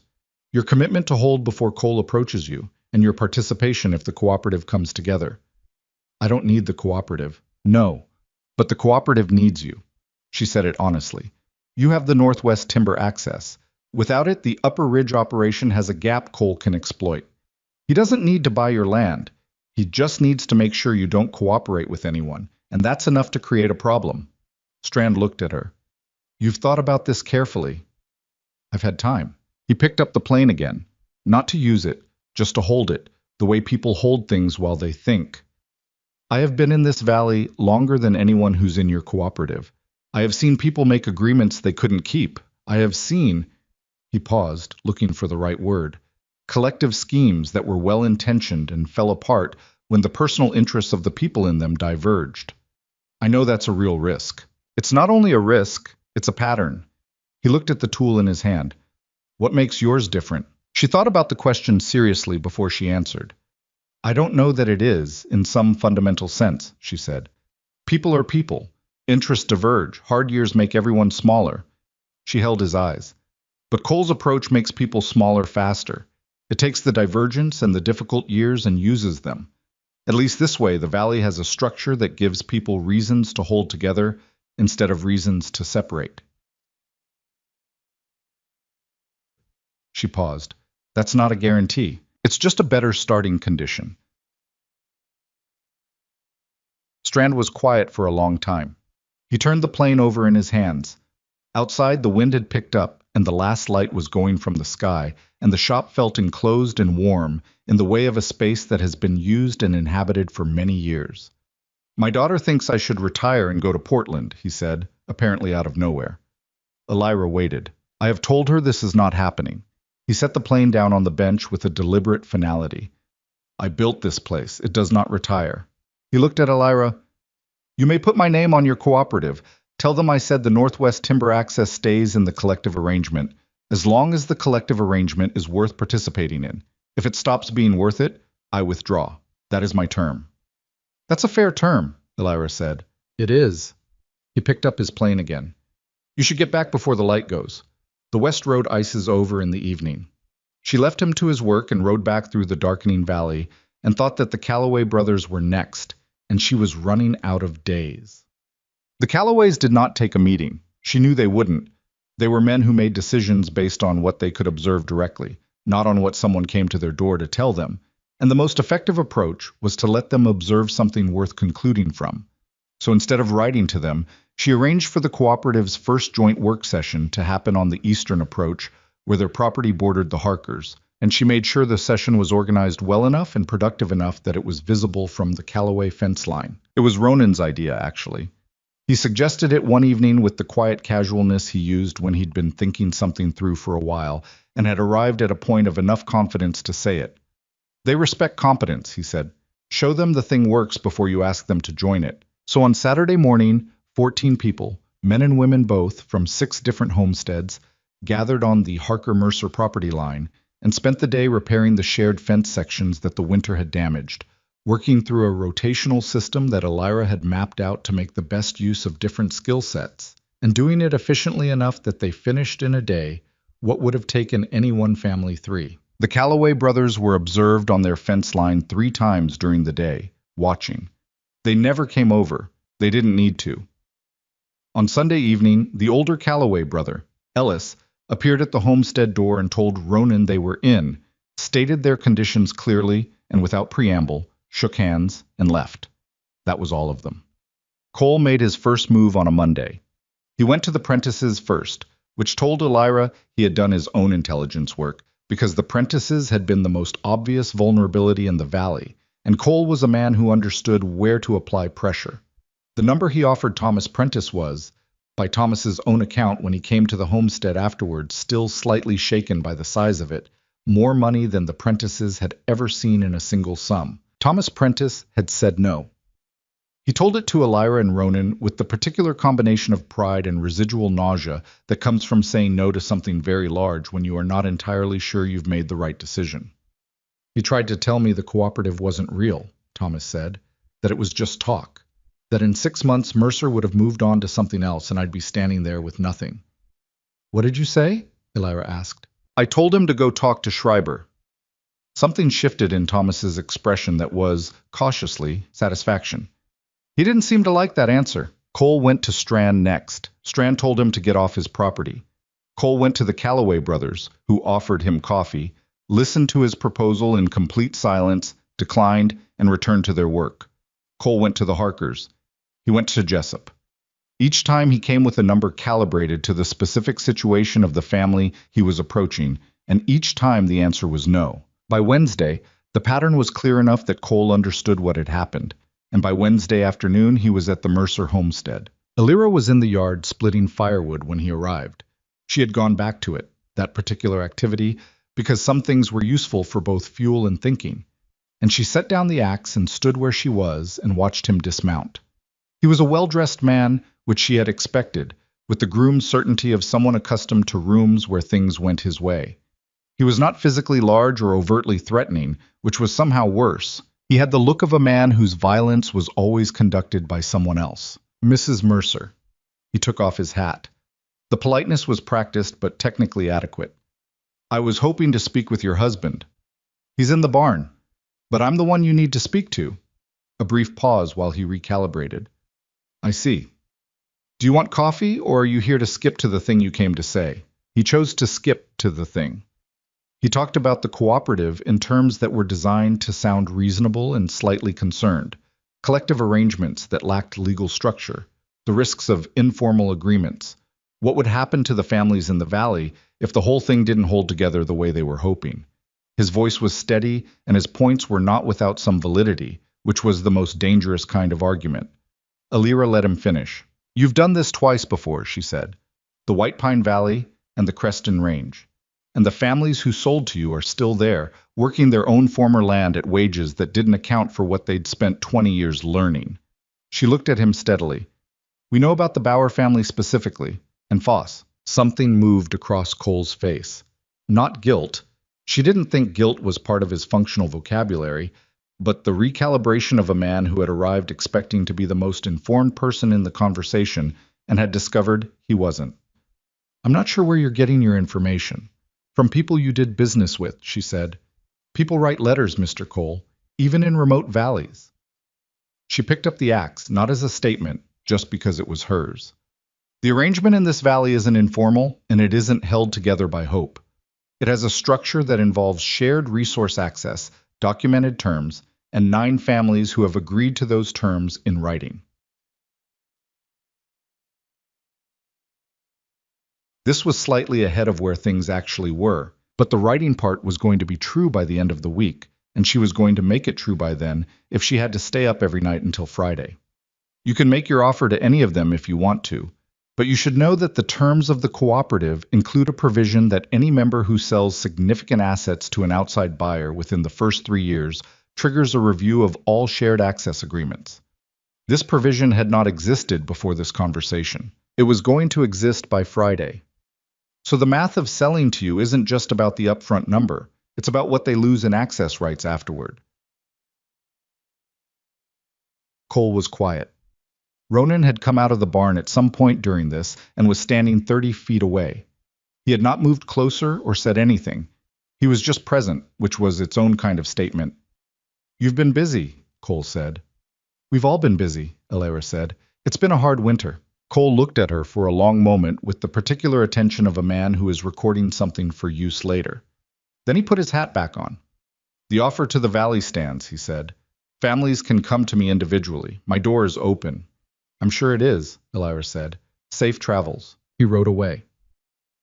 Elira stood in the yard and watched him go, and the axe was heavy in her hand and her heart was going faster than she would have liked, because she was not entirely certain any of what she'd said was going to hold, and she knew Cole was not done.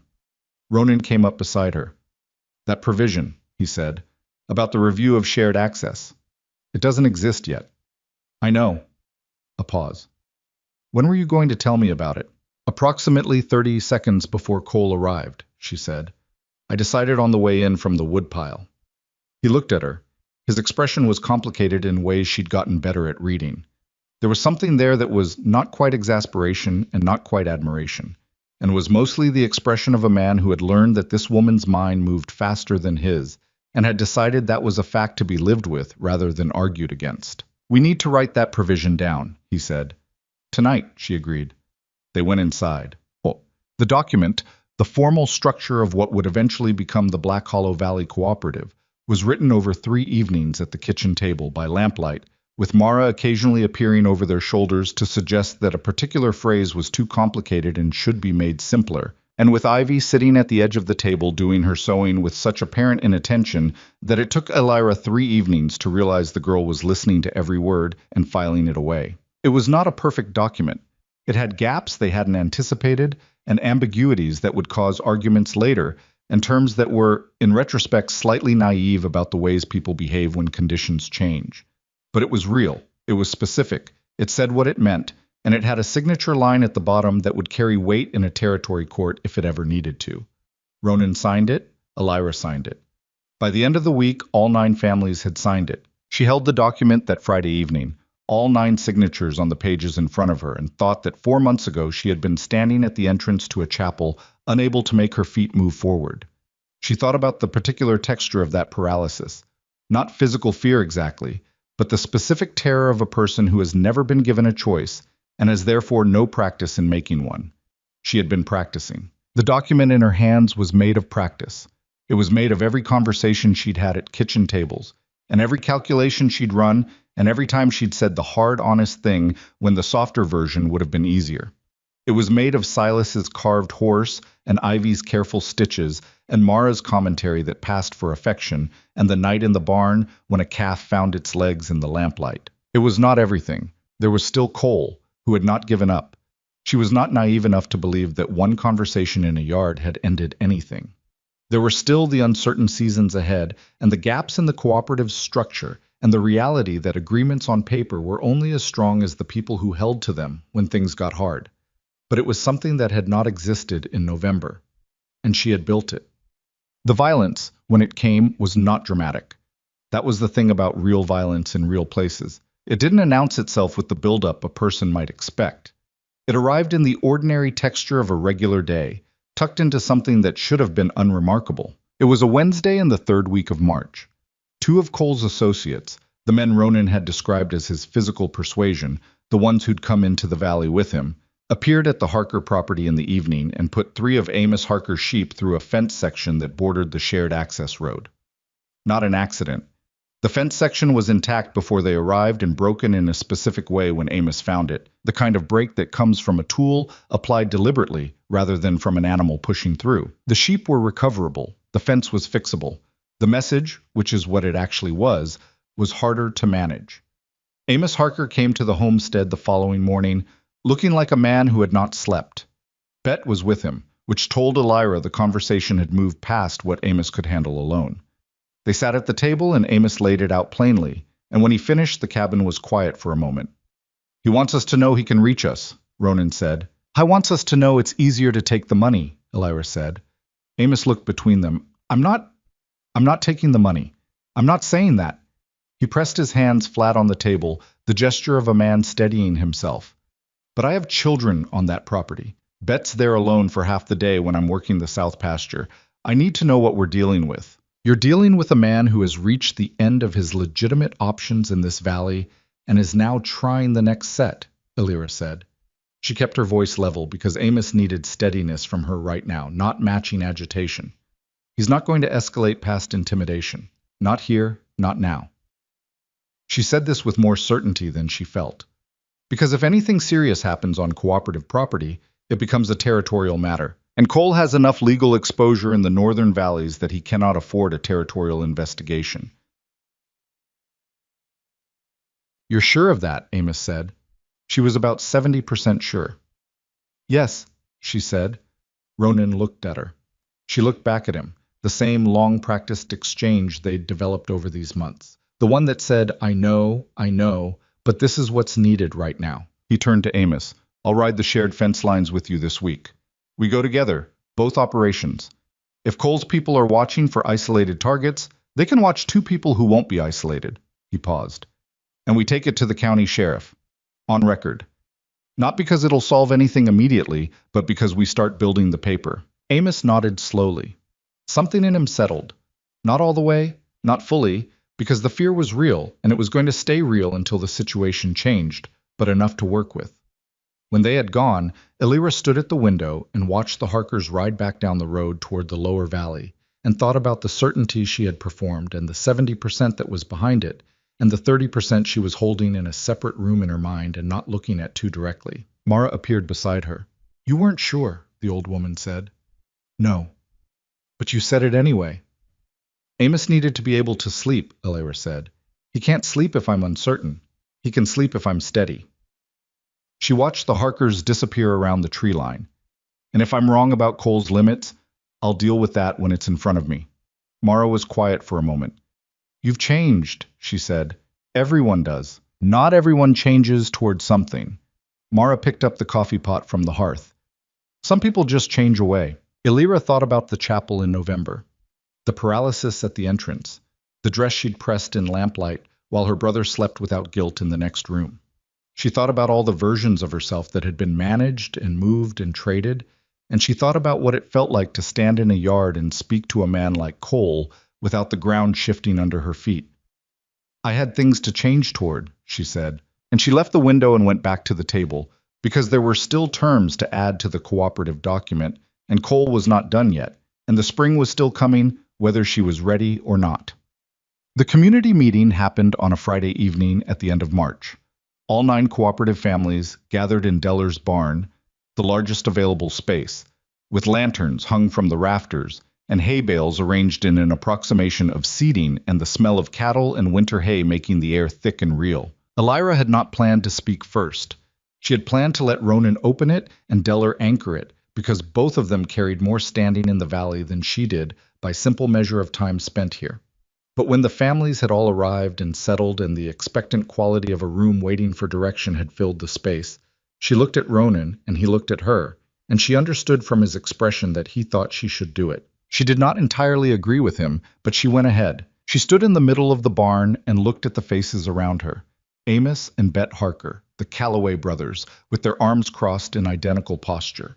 Jessup sitting straight-backed on a hay bale like she was in a board meeting. Schreiber, with his expression of reserved evaluation. Strand in the back near the door, as if maintaining the option of exit. Thomas and Margaret Prentice, with their hands close enough together that they were nearly touching. Deller in the front with Clara beside him, and all the others. She told them what Cole had done at the Harker property. She told them about the conversation in her yard. She told them that Cole was not going to leave immediately, and that the next weeks were going to be the proving season for what they had signed on paper, and that proving seasons were always uncomfortable, and that she was not going to pretend otherwise. He's counting on some of us deciding the trouble isn't worth it, she said. That's his entire strategy at this point, because the other strategies haven't worked. He needs one family to fracture, and then he uses that fracture to suggest the whole structure is soft, and then the doubt spreads. And eventually he gets what he couldn't buy outright. She looked around the room. That is a legitimate plan. It has worked for him before. The only reason it won't work here is if it doesn't work on any of us. Not on the weakest point. Not on the most frightened point. None of us. The barn was quiet. I've been here 5 months, she said. I know that's not long. Some of you have been in this valley longer than I've been alive, And you know things about this land and this community that I don't know yet and probably won't for years. She was not going to pretend a history she didn't have. But I know what I've seen since November. I know what this valley is capable of when the people in it decide to work in the same direction. She paused. And I'm asking you to hold that direction for a little longer. Because Cole is almost out of moves, and the one that's left to him is waiting for us to do his work for him. Nobody spoke for a long moment after she finished. Then Jessup said, from her straight-backed hay bale, I held through 2 bad winters and a bad husband, and I didn't break for either. I'm not breaking for Cole. Something moved through the room at that. Not dramatic, more like a collective breath released. Old Strand said, from the back near the door, same. Ellis Calloway said, same. The word moved around the room in different voices, and it was not a roar and it was not a dramatic proclamation. It was just a series of people deciding, quietly, and with full knowledge of what they were deciding, to hold the thing they'd signed on paper. Elira stood in the middle of it and felt something large and complicated move through her chest, something she was going to spend a long time finding the right name for. Ronan was standing near the barn wall, watching her. She looked at him across the space of the barn, across all those people and lanterns and hay bales and the cold night pressing in outside, and whatever passed between them in that look was quiet enough that nobody in the room could have identified it, but real enough that she felt it in her sternum. She looked away first, because there was still work to do. There was always still work to do, but it was work she had chosen, in a life she was building, on ground that was, slowly, imperfectly, with significant gaps and at least one provision she'd invented on the spot in a yard while holding an axe, beginning to feel like hers. Cole left the valley on a Tuesday in early April. He did not announce his departure. He did not come to anyone's door to say that he was withdrawing his offer or that the valley had beaten him, because men like Cole did not frame things that way, not even to themselves. What happened was simply that his horses were gone from the Black Hollow livery one morning and his rooms at the boarding house were vacated, and Doris Peck at the dry goods store told Mara, who told Elira, that she had seen his wagon heading east on the county road just past dawn. Elira received this information while she was pouring coffee, and she set the pot down carefully and stood at the kitchen stove for a moment with her back to the room. She had expected to feel relief. What she felt instead was something more complicated. Not quite relief and not quite satisfaction, but the particular flatness that follows sustained tension when the tension finally releases. Like a rope that's been pulled tight for so long that when it finally slackens, it doesn't spring back immediately. It just lies there, waiting to remember its own shape. He'll be back, Ronan said from the table, without looking up from his coffee. I know. She turned around. Not this season, but eventually. Eventually.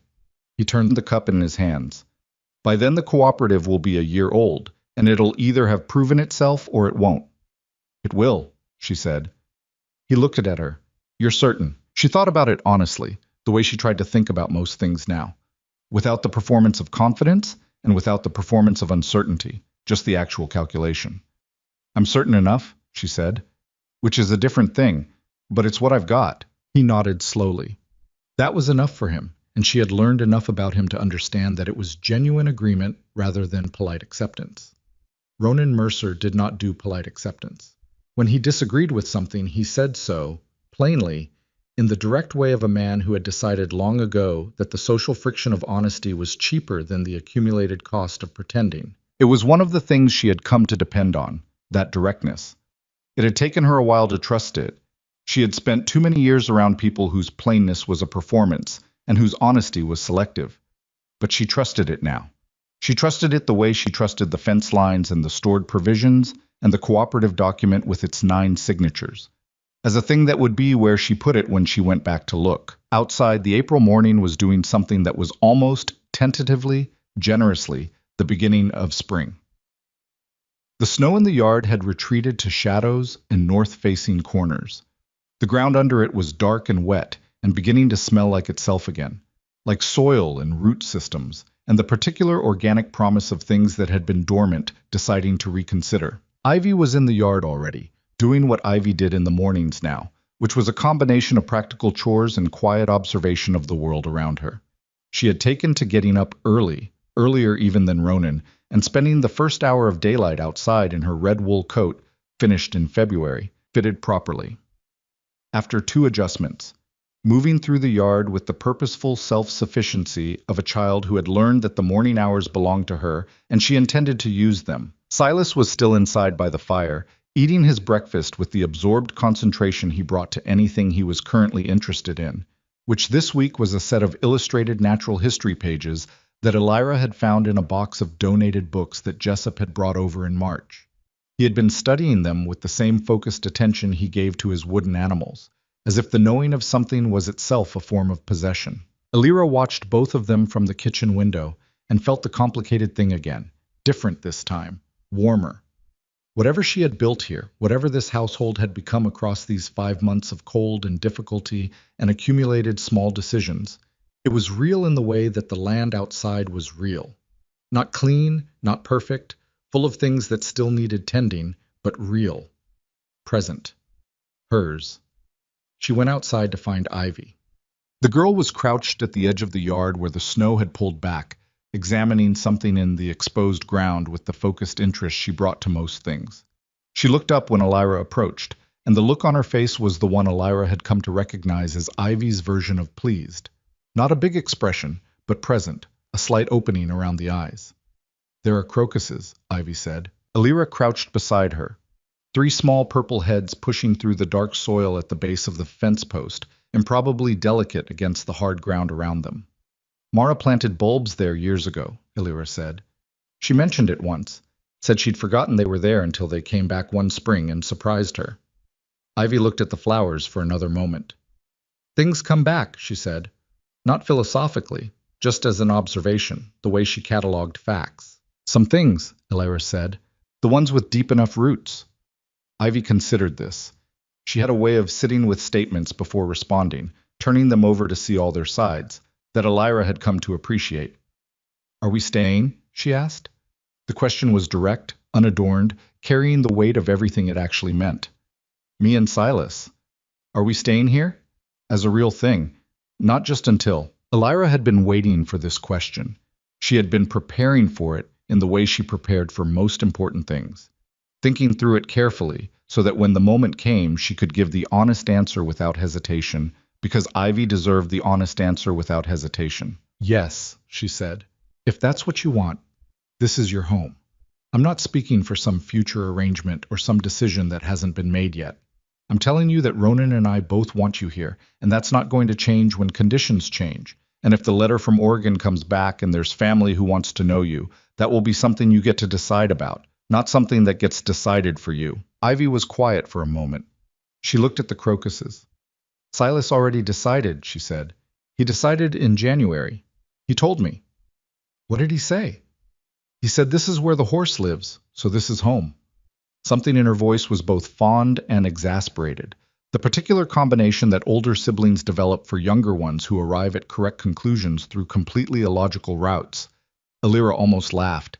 "He's not wrong. He's usually not wrong," Ivy said. "He just gets there in a weird way."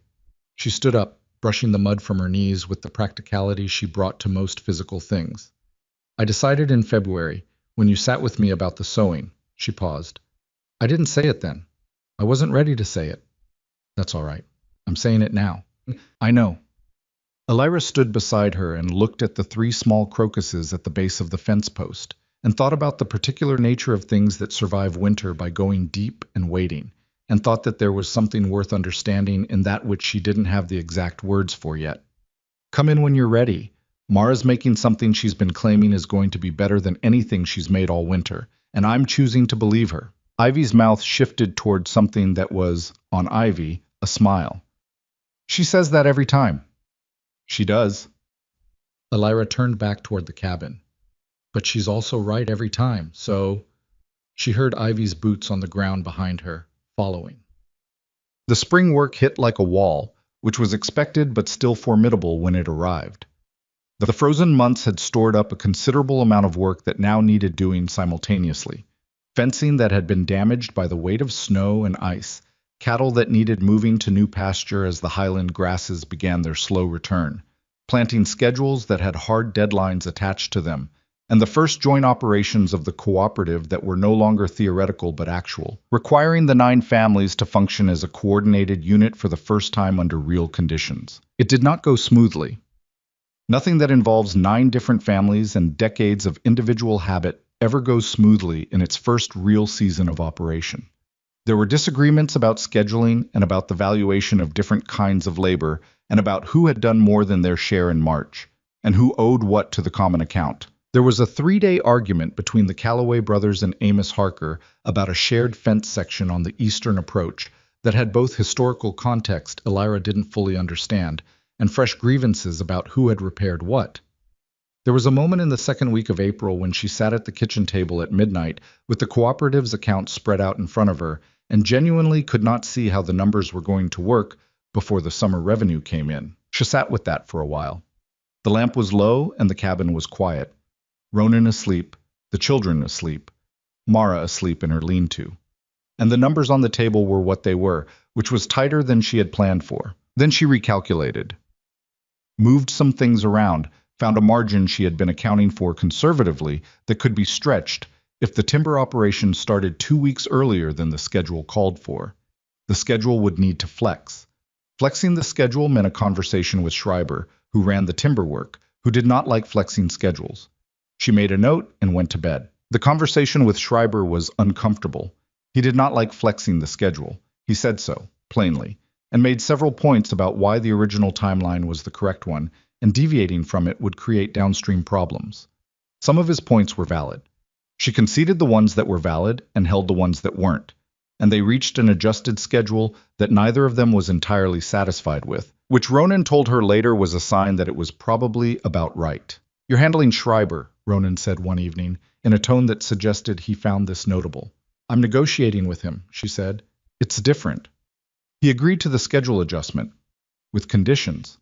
He conditions everything. That he agreed at all." Ronan shook his head slightly. "He told my father to go to hell once. In 1871. My father was a reasonable man." "Schreiber isn't unreasonable," Elira said. "He's just precise. If you match his precision, he responds to it." Ronan looked at her with the expression she had come to privately identify as the one he made when she said something that rearranged his understanding of a situation he had thought he understood. It was a good expression. She had come to enjoy it, which she kept to herself. "When did you figure that out?" he said. "January," she said, "when he agreed to put his name on the cooperative." She picked up the accounts she'd been reviewing. He said, "Tell me what you need." That's a precise man asking for a precise answer, so I gave him one. Ronan considered this. "You watch people." "I always have." She turned a page in the accounts. It was the only way to know what was coming. He was quiet for a moment. Then, "Is it different now?" "Watching." She thought about the question. It deserved a real answer, not a quick one. "Before I was watching for threats," she said, "for what was going to be used against me or taken from me. Now I'm watching for—" She paused, finding the word. "Leverage. In the useful sense. What does someone need? What do they respond to? How do you build something they'll hold to?" She looked up at him. "It's the same skill, different purpose." He held her eyes for a moment. "Better purpose," he said. She looked back at the accounts. "Significantly," she agreed. The argument with Ronan happened in the 3rd week of April, and it was the first real one, not the careful formal negotiations of their early months, not the surface friction of adjusting to each other's habits, but an actual argument with raised voices and things said that were not entirely fair, and a door that was not quite slammed but was closed with a firmness that communicated the same thing. It was about Cade. Her brother had appeared again, 3rd time since November, and the pattern of his appearances had a predictable shape. He came when he needed something, or when his conscience accumulated enough weight that he needed to discharge some of it, and it was not always easy to tell which of those it was. This time he had come ostensibly to see how Elira was getting on, and in the course of that visit he had made a request that he presented as minor, a loan, he called it, from the cooperative's shared fund to cover a debt he'd run up in Black Hollow over the winter. Ronan had declined, flatly and without negotiation. Cade had left, and then Elira and Ronan had discussed it, and the discussion had not stayed level. "It's not your decision alone," she said. He's my brother. The cooperative fund is something I helped build. I should have been part of that conversation." The conversation lasted approximately 40 seconds and consisted of me saying no, Ronan said. His voice had the particular edge it got when he was holding patience against the pull of genuine frustration. There wasn't time to, "You didn't try to make time." She was standing by the window, and he was near the table, and the space between them felt wider than its actual distance. "You decided, and then you told me.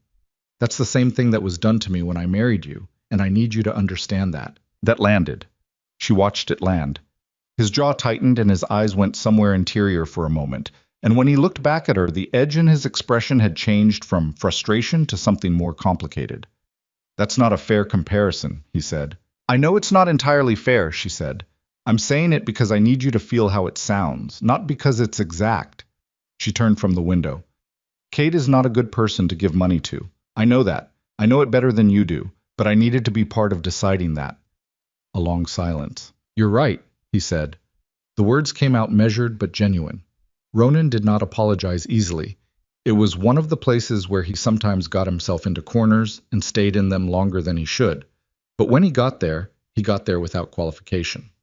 "I reacted to him being here, and I moved faster than I should have." "Yes. I'll come to you first. If he comes back." "He'll come back," she said. "He always comes back." "I know." Another pause. "What would you have said to him about the loan?" She thought about it honestly. "No," she said. "I would have said no. But I would have said it in a way that left him less," she looked for the word, "less of a reason to be angry. You said it in a way that made him feel dismissed." "He is dismissed." "I is," she agreed. "But he's also my brother, and how I manage that relationship is mine to manage, even when he doesn't deserve the management." She held Ronan's eyes.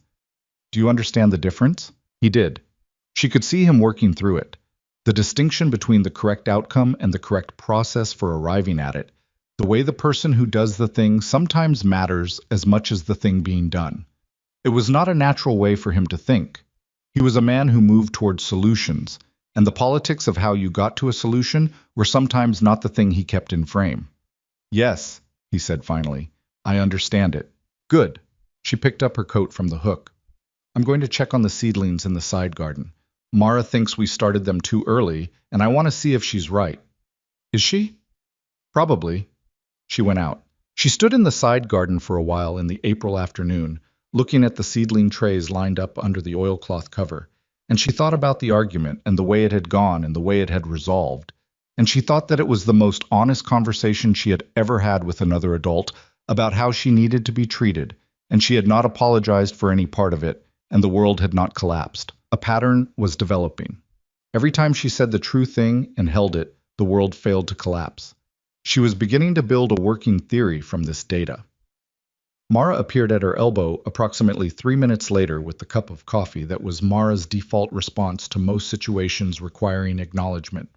She did not say anything about what had clearly been audible from inside the cabin. She just handed Elira the cup and looked at the seedling trays. "Too early," Mara said. "I know," Elira said. "I'm looking anyway." Mara stood with her arms crossed. "He'll be better for that conversation." "I know that too. He's not good at being wrong." A pause. "He's good at acknowledging it, which is rarer, but the getting there is uncomfortable for him." "I noticed," Elira said. "His mother was the same way." Mara said it without editorializing, just information, the way she offered most things about Ronan's history. She'd dig herself into something and stay there past the point of reason. The difference was she didn't always come out. Elira thought about that. "He comes out." "He does." Mara took back the cup, drained the last of it herself.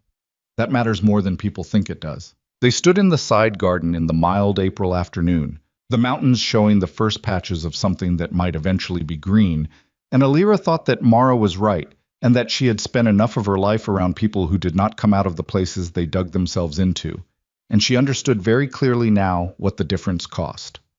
April became May, and May was a different world. The highland in spring was the thing Ronan had tried to describe in January by firelight, and she understood now why the words had been insufficient, because the actual thing had a quality that language approached but didn't quite reach. The grasses came back in a particular shade of green that had the intensity of something that had been waiting a long time, and the timber on the upper ridge shifted from the severe gray-black of winter to something layered and alive. And the light in the afternoons had a warmth that felt almost personal, like something directed at you specifically. The cattle filled out. The seedlings, too early, as Mara had predicted, but salvageable, were replanted and began their proper growth. The first joint timber operation ran for 3 weeks on the upper ridge with crews from 4 different cooperative families. And it ran imperfectly, with the disagreements and inefficiencies of a new system, but it ran, and the volume they extracted together was more than any of them could have managed alone, and the revenue split reached everyone in the cooperative before the end of May. When the Harkers received their first cooperative payment, Betty Harker cried. She told Elira this matter-of-factly when she came to return a borrowed implement, said it without embarrassment or apology, just as information. "I cried," she said. "I didn't expect to. I knew the number, I knew it was coming, but when Amos put it on the table, I just—" She stopped, pressed her lips together briefly. "It meant we were going to be all right. Not rich, not fixed, but all right. I didn't know how much I needed to know that until I knew it." Elira understood this in a way she didn't try to express. "How is Amos?" she said instead. "Sleeping better," Bet said, which was everything. The Prentice family's garden came up strong, the seed quality they'd sourced through the cooperative making a visible difference in the early growth. And Margaret Prentice sent a note with Thomas when he came for the late May work session that said simply, "Thank you for the specifics." Elira kept the note in the cooperative's records because she thought it was the right kind of record to keep, the small human evidence that the structure was doing what they'd built it to do. Cole did not reappear. There were rumors from the county seat about his operations in other areas. A family in the Creston Range had gone to court about a contract dispute with one of his subsidiary companies, and the territorial paper had run a brief notice about it. But he did not come back to the Black Hollow Valley, not that spring. Elira was not surprised, and she was not entirely relieved. She had said to Ronan that he would come back eventually, and she meant it, and the cooperative's second year would be the real test of whether what they'd built could hold against a more patient version of the same pressure. But that was a future problem. She had learned, over these months, to hold future problems in their appropriate place, accounted for but not dragged forward, not allowed to colonize the present with their weight. Ronan's birthday was in May. She found this out from Mara, who mentioned it with the studied casualness of a woman who had decided that someone ought to do something about it and had decided it was not going to be her. Elira made a point of noting the date, and on the morning of it she produced a cake from the oven. Not a perfect cake. The top had a lean to it from an uneven heat distribution in the stove she hadn't fully compensated for, and set it on the table before he came in for breakfast. He stood in the doorway and looked at it. "Mara told me," Elira said. "Mara keeps her own counsel," he said. "Mara has opinions about what's appropriate." He came to the table and sat down, looked at the cake for a moment. The lean to it was significant enough that Silas had already noticed and was watching it with the expression of a person waiting to see if it would commit to a direction. "How old are you?" Ivy said, appearing from the far side of the cabin with her direct practicality. 36, Ronan said. Ivy considered this the way she considered most numerical information, evaluating its significance. "That's not very old," she concluded. "Thank you," he said, completely serious. Elira cut the cake and served it, lean side compensated for by cutting the pieces at an angle, and they ate it at the breakfast table in the May morning, with the door open to the warm air, and the sound of the cattle on the slope, and the particular quality of light that this valley produced in spring, which she understood now as Ronan had understood it, from the inside. "It's good," Ronan said about the cake. "The top is wrong," she said. "The inside isn't." He finished his piece. "The inside is what matters." She looked at him across the table, across the children and the breakfast things, and the ordinary accumulated detail of the household they had built, across a winter that had required everything from both of them. He was looking back at her with that expression she'd stopped trying to catalog and had started simply recognizing as his, direct and unperformed, and carrying something it didn't dress up in easier language. She thought about the word she had been holding since January, the one that needed evidence before she'd spend it. She had been gathering evidence all winter. She had enough now. She had had enough for a while, if she was being honest with herself, which she was trying to be. She was not going to say it at the breakfast table with cake on the plates, and Silas examining the structural integrity of the remaining portion with a carved horse and ivy already moving on to the morning's practical concerns. But she was going to say it, not today, soon, when the time was the kind of quiet that deserved it. The first summer night warm enough to sit outside happened in late May, and they sat outside, just the two of them, the children long asleep, and Mara in her lean-to, and the valley spread out below the homestead in the blue dark, the mountains against the sky, and the first real warmth of the year on the air. They didn't talk much. They had gotten comfortable with silence in the way that people get comfortable with silence only when the silence itself has become a form of communication.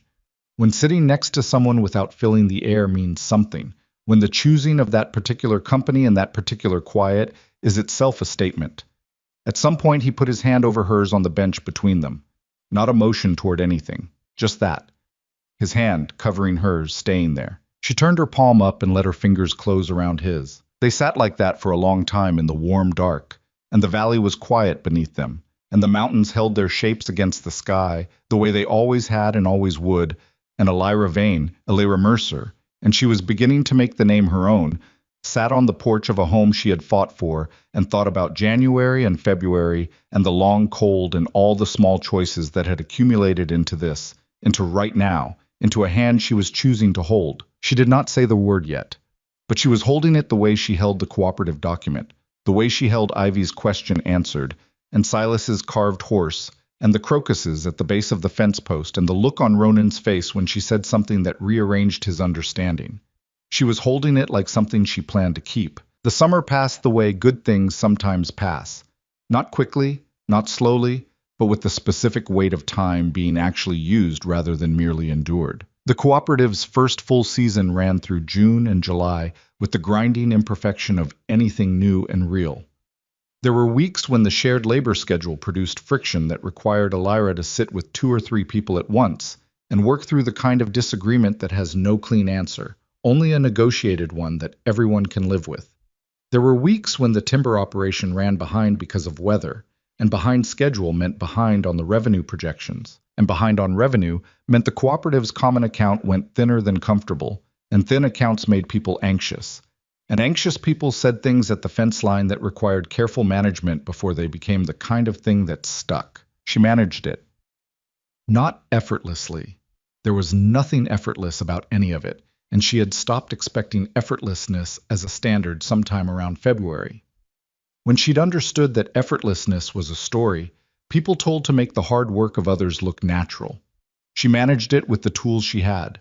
Attention, honesty, the ability to sit in a room with someone who was angry or frightened and stay steady until the temperature came down enough to think. Ronan handled the physical operations, the cattle movements, the timber crews, the fence work, the 100 practical decisions that a Highland ranch required every week, with the same methodical competence he'd always had, and he was better now at telling her when something affected the cooperative's shared interests before he acted on it rather than after. Not always. He still moved faster than he should have sometimes, still got himself into corners on things, and had to work his way back out, still had the particular stubbornness of a man who had spent most of his adult life making decisions alone and found the habit difficult to revise. But the revision was happening, slowly, imperfectly, with occasional backtracking, the way most real change happens. They argued 4 more times that summer. Real arguments, not the surface friction of early winter. Each one was about something specific, and each one resolved into something more honest than where they'd started. And Elira came to understand that the arguing was not a sign of the thing breaking, but a sign of the thing being alive. That people who never fought were people who were managing each other, not knowing each other, and she had been managed enough for one lifetime. What she had not expected was how much she would come to value the ordinary days. The days that had no crisis in them, no coal on the road, and no accounts to reconcile at midnight, and no family dispute requiring diplomacy. The days that were just the homestead, and the work, and the children, and Mara's running commentary on everything, and Ronan at the table in the evenings, and the mountains holding their shapes outside the window. She had spent so much of her life surviving the exceptional that she'd never had enough of the ordinary to know what it was worth. It was worth everything. It turned out to be worth everything. Well, the letter from Oregon arrived in August. It was addressed to Ivy and Silas Merrick. Elira had not known their last name until the letter arrived, which was its own kind of thing to sit with. The realization that she had been caring for these children for 7 months without ever having occasion to ask their full names because it had simply not been the relevant thing. And it was from the father's brother, a man named Gerald Merrick, who ran a farming operation outside Portland. Elira put it on the table and looked at it for a long time before she called Ivy. Ivy came, saw the letter, and sat down across from it with the careful composure she used for things that mattered. She looked at the envelope. She looked at Elira. "You haven't opened it." "It's yours to open," Elira said. Ivy picked it up. She turned it over once, the way Silas turned his carved horse over when he was thinking, and Elira understood suddenly where the boy had learned that particular gesture. Then she opened it and read it, and her face during the reading was the controlled face she used when she was working very hard not to let the outside see the inside. She set the letter down. "He wants us to come," she said. "He says we're family and he has room and it would be right." Elira waited. "He doesn't ask what we want," Ivy said. "He says what would be right. Those are different things." She looked at the letter again. "He sounds like a decent person. I think he probably is. I think he genuinely believes taking us in would be the correct thing to do." She paused. "I don't want to go to Portland." "Then you don't go to Portland," Elira said. "It's not that simple." "Tell me why." Ivy pressed the letter flat on the table with her palm. "Because if he's a good person doing what he thinks is right, saying no feels like we're rejecting something offered honestly." Her brow creased slightly. "I don't want to be ungrateful for a real offer." Elira thought about how to say the next thing. "Gratitude for an offer and acceptance of an offer are not the same obligation," she said. "A good person making a genuine offer deserves a genuine response. The genuine response is that you have a home here and you want to stay in it, and you are grateful for his reaching out." She held Ivy's eyes. "That's not rejection, that's honesty, which is what he gave you and what you can give back." Ivy sat with that. Outside, the August afternoon was warm and the sound of Silas somewhere in the yard was audible. He'd developed a habit of conducting quiet conversations with the wooden animals that he may or may not have believed were private, and the mountains were the particular summer gold they turned in late afternoon.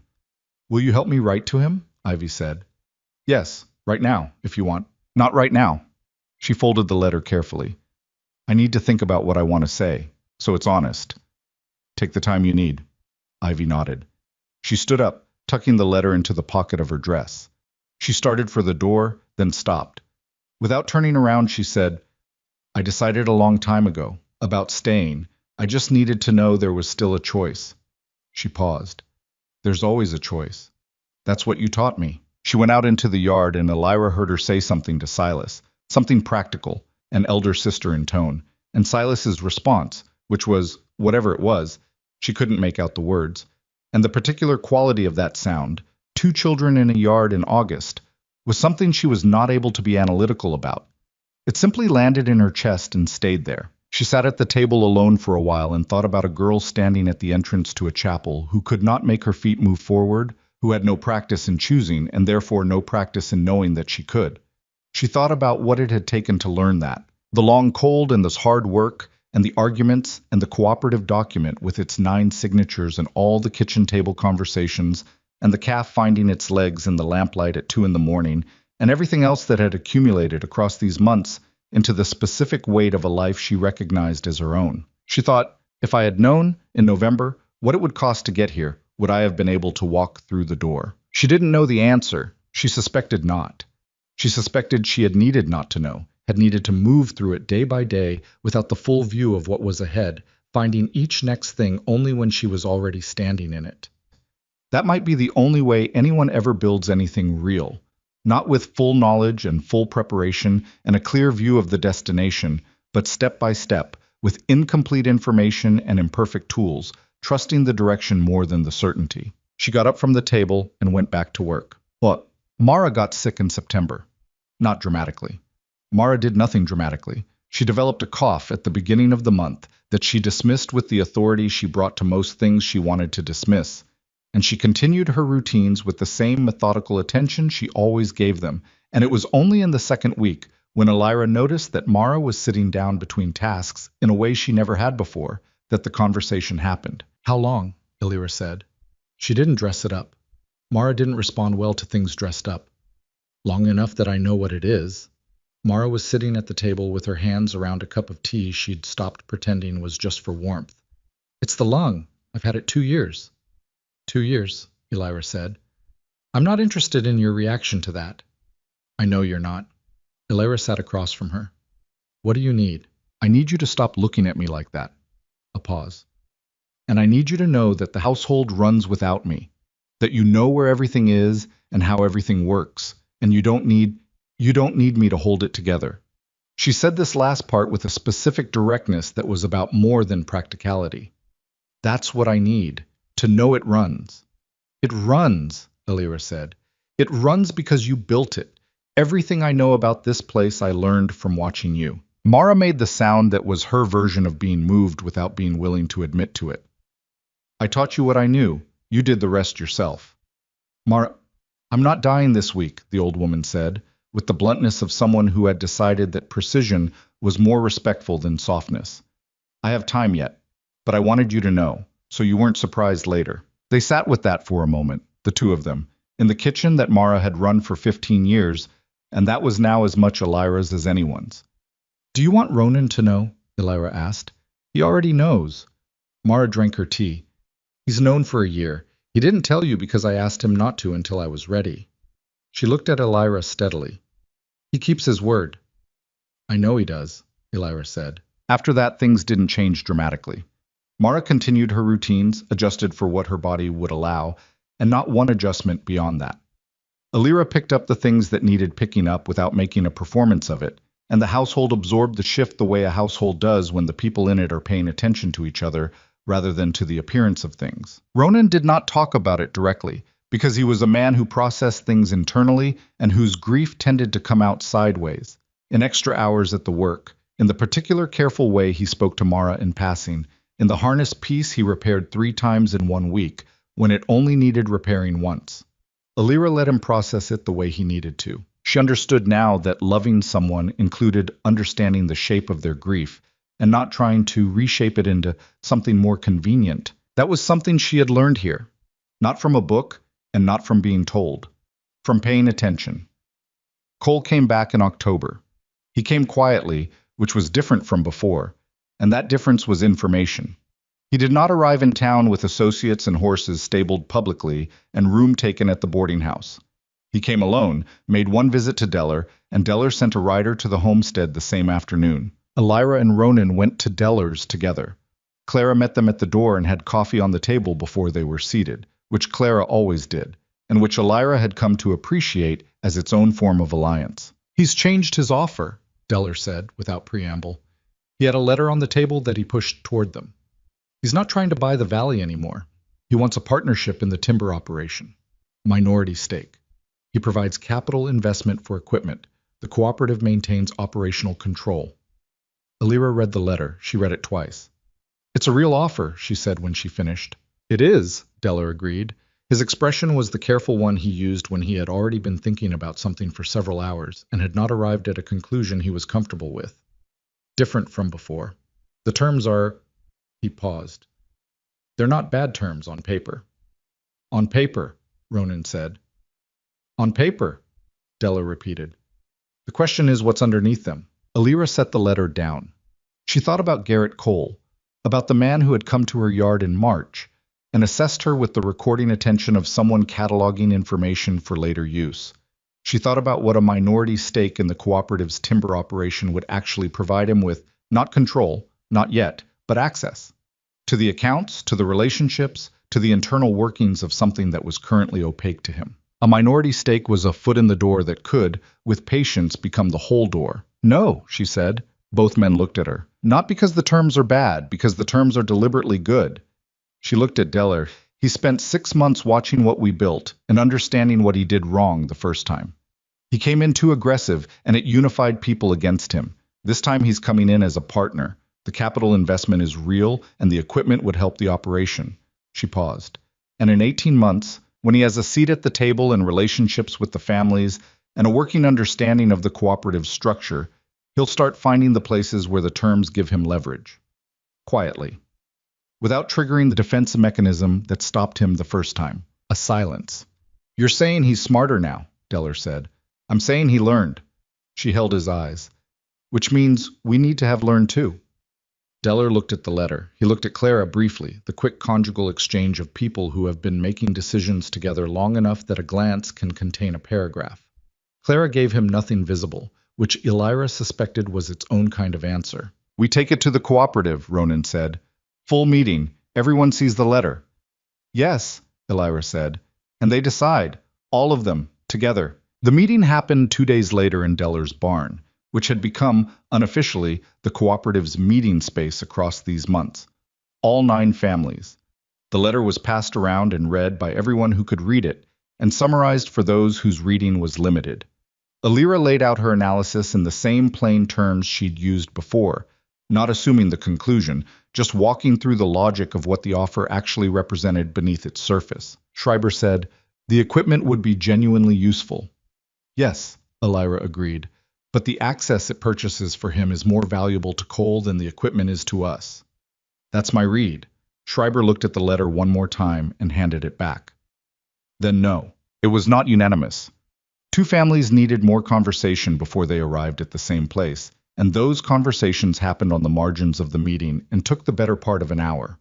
But they arrived, and the cooperative sent a letter back to Cole that was written by Elira and reviewed by Ronan and signed by all 9 families, declining the offer with specific and respectful language that made clear they understood exactly what had been proposed and had considered it seriously before declining. Cole did not respond.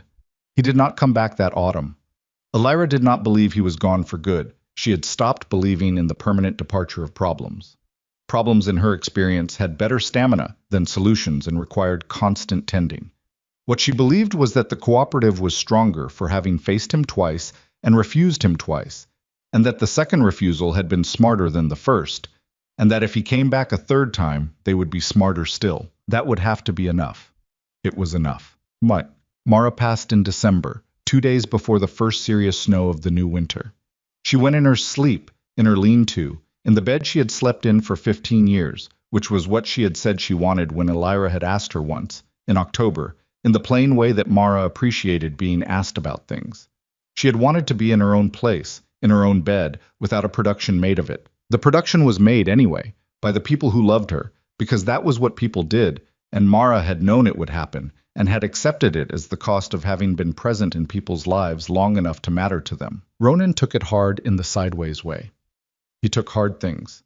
He worked for 3 days straight after, longer hours than the December light justified, and Elira let him work and made sure there was food when he came in, and did not push at the grief before it was ready to be spoken. On the 4th day he came in at noon, which was unusual, and sat at the table without taking his coat off, and she put coffee in front of him and sat across from him and waited. She used to talk to my father's photograph, he said. There was a photograph on the shelf in her room. I don't know when she started doing it, but I heard her sometimes. Not the words, just the sound of her talking to it. He wrapped both hands around the coffee cup. I thought about telling her once that I thought about saying something, but it seemed like it was hers. Something that was just hers. It was, Elira said. I miss her already. He said it plainly, without apology for the plainness of it. I know she was old and she was ready, and the winter's better than some other things she could have had. But I miss her. I know, Elira said. I do too. He looked up from his coffee. You didn't know her long. Long enough to know what I was learning from her. She held his eyes. Some people don't need a long time to show you what they're made of. I was quiet for a moment. Then he reached across the table and put his hand over hers, the same gesture from the May night on the porch, and she turned her palm up and held his hand, and they sat like that for a while in Mara's kitchen, in Mara's house, which was their house now, and would carry her in it for as long as the walls stood. They buried Mara on a clear December morning with the first snow on the ground and most of the valley present, because Mara had been in the Black Hollow Valley long enough to have touched more lives than any of them had fully accounted for until she was gone. Deller came, Schreiber came, and stood at the back with his hat in his hands and his expression doing the work it always did, processing something deep without making it public. The Harkers, the Prentices, the Callaways, Jessup, Strand, all of them. Ivy stood beside Elira through the whole of it and did not cry, which was not because she didn't feel it, but because Ivy's grief had always been a private internal structure that she did not put on display.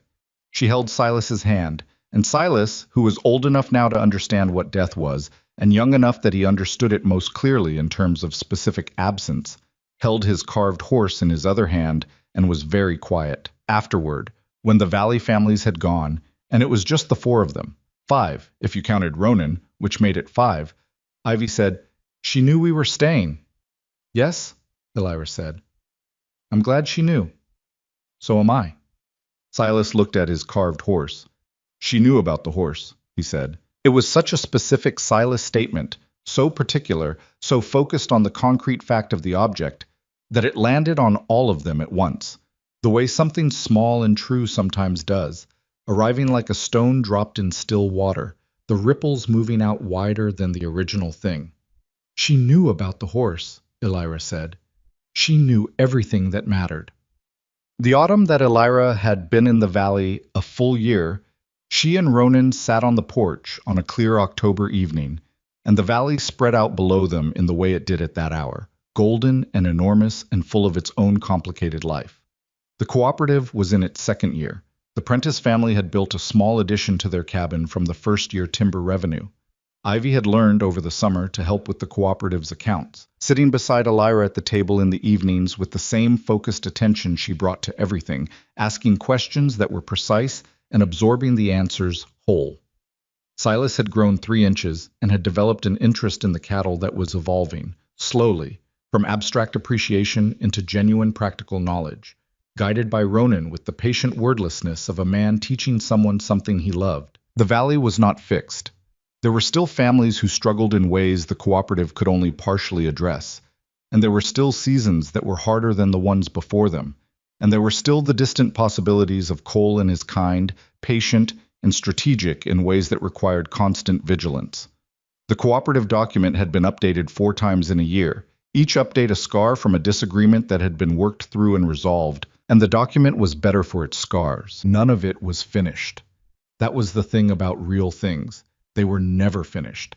They just continued, and you either continued with them or you didn't. She was continuing. On that October evening, Ronan reached into his coat pocket and produced something she didn't immediately recognize, a small, careful thing, and she looked at it in the fading light and understood that it was a ring, handcrafted, silver, not perfect, the workmanship of a man who knew his limits and had worked within them to produce something honest. He placed it in her open hand. "I didn't buy this," he said. "I made it. Over the summer. I know I'm not a jeweler." He was looking at her with the particular expression he had when he had decided to say a true thing and was staying with the decision. "I want you to choose this, the life here, me, the children, the whole, all of it." He paused. "Not because it was what happened to you, because it's what you want." She looked at the ring in her palm, at the workmanship of it. Imperfect, yes, the kind of imperfect that came from real hands making a real thing, rather than from a lack of care. She could see the care in it. She had learned, over a year, to see the things Ronan did with care rather than words. She looked at this man who had whispered 6 words to her in a chapel when she had been expecting cruelty, who had bought red wool and left it on a table and walked away from it, who had held her hand on a May porch without demanding it mean anything beyond the holding, who had argued with her and been wrong and said so and come back, who had taught a small boy about cattle with the wordless patience of someone passing on something that matters, who had made a ring over a summer because he couldn't say in any other language what he wanted to say. She thought about what it meant to choose, not to accept, not to endure, not to survive, to choose, actively, with full knowledge and full awareness of what came with it. The imperfections, and the arguments, and the gaps in the structure, and the work that never finished, and the grief that sat beside the joy and the cold winters that required everything you had. She thought about what it meant to want a life rather than simply inhabit it. She put the ring on her own finger. "Yes," she said, not the performed yes of a person saying what was expected. The plain, certain yes of a woman who had learned at considerable cost to know her own mind and trust it. He looked at the ring on her hand and then at her face, and the expression he had was the one that had no word she knew for it, the one that was direct and unperformed and carrying something large in a very quiet container. "Okay," he said. She almost laughed. "Okay? I mean..." He stopped. Something shifted in his expression towards something warmer, more unguarded than she usually saw from him. "Yes. I mean... yes." Everything I meant to say when I made the ring, all of that. I know, she said. I know what you meant. The valley held its evening colors below them, and somewhere inside the cabin Silas was talking to his wooden animals in the quiet voice he used when he thought no one could hear. And Ivy was probably at the table with the accounts, because Ivy approached evenings productively, and the mountains were the particular color they turned in the last light, which she now understood from the inside, which was the only way to understand anything that mattered. She sat on her porch in her valley and thought about November, 1 year ago, when she had been a woman who could not make her feet move forward, who had never been asked what she wanted and had therefore forgotten, mostly, that wanting was something available to her, who had been managed and moved and traded until she had mistaken the shape of a cage for the shape of the world. She thought about what it had taken to learn the difference. It had taken cold and hard work, and a document with 9 signatures and children in the yard, and an old woman's plain commentary, and 4 real arguments, and a community of people who held together when they had every reason not to, and the specific daily practice of choosing, over and over, even when the choice was small and the stakes seemed modest and nobody was watching, especially when nobody was watching. That was the lesson she had bought with the hardest year of her life, and she intended to keep it. The choosing didn't stop when the crisis ended.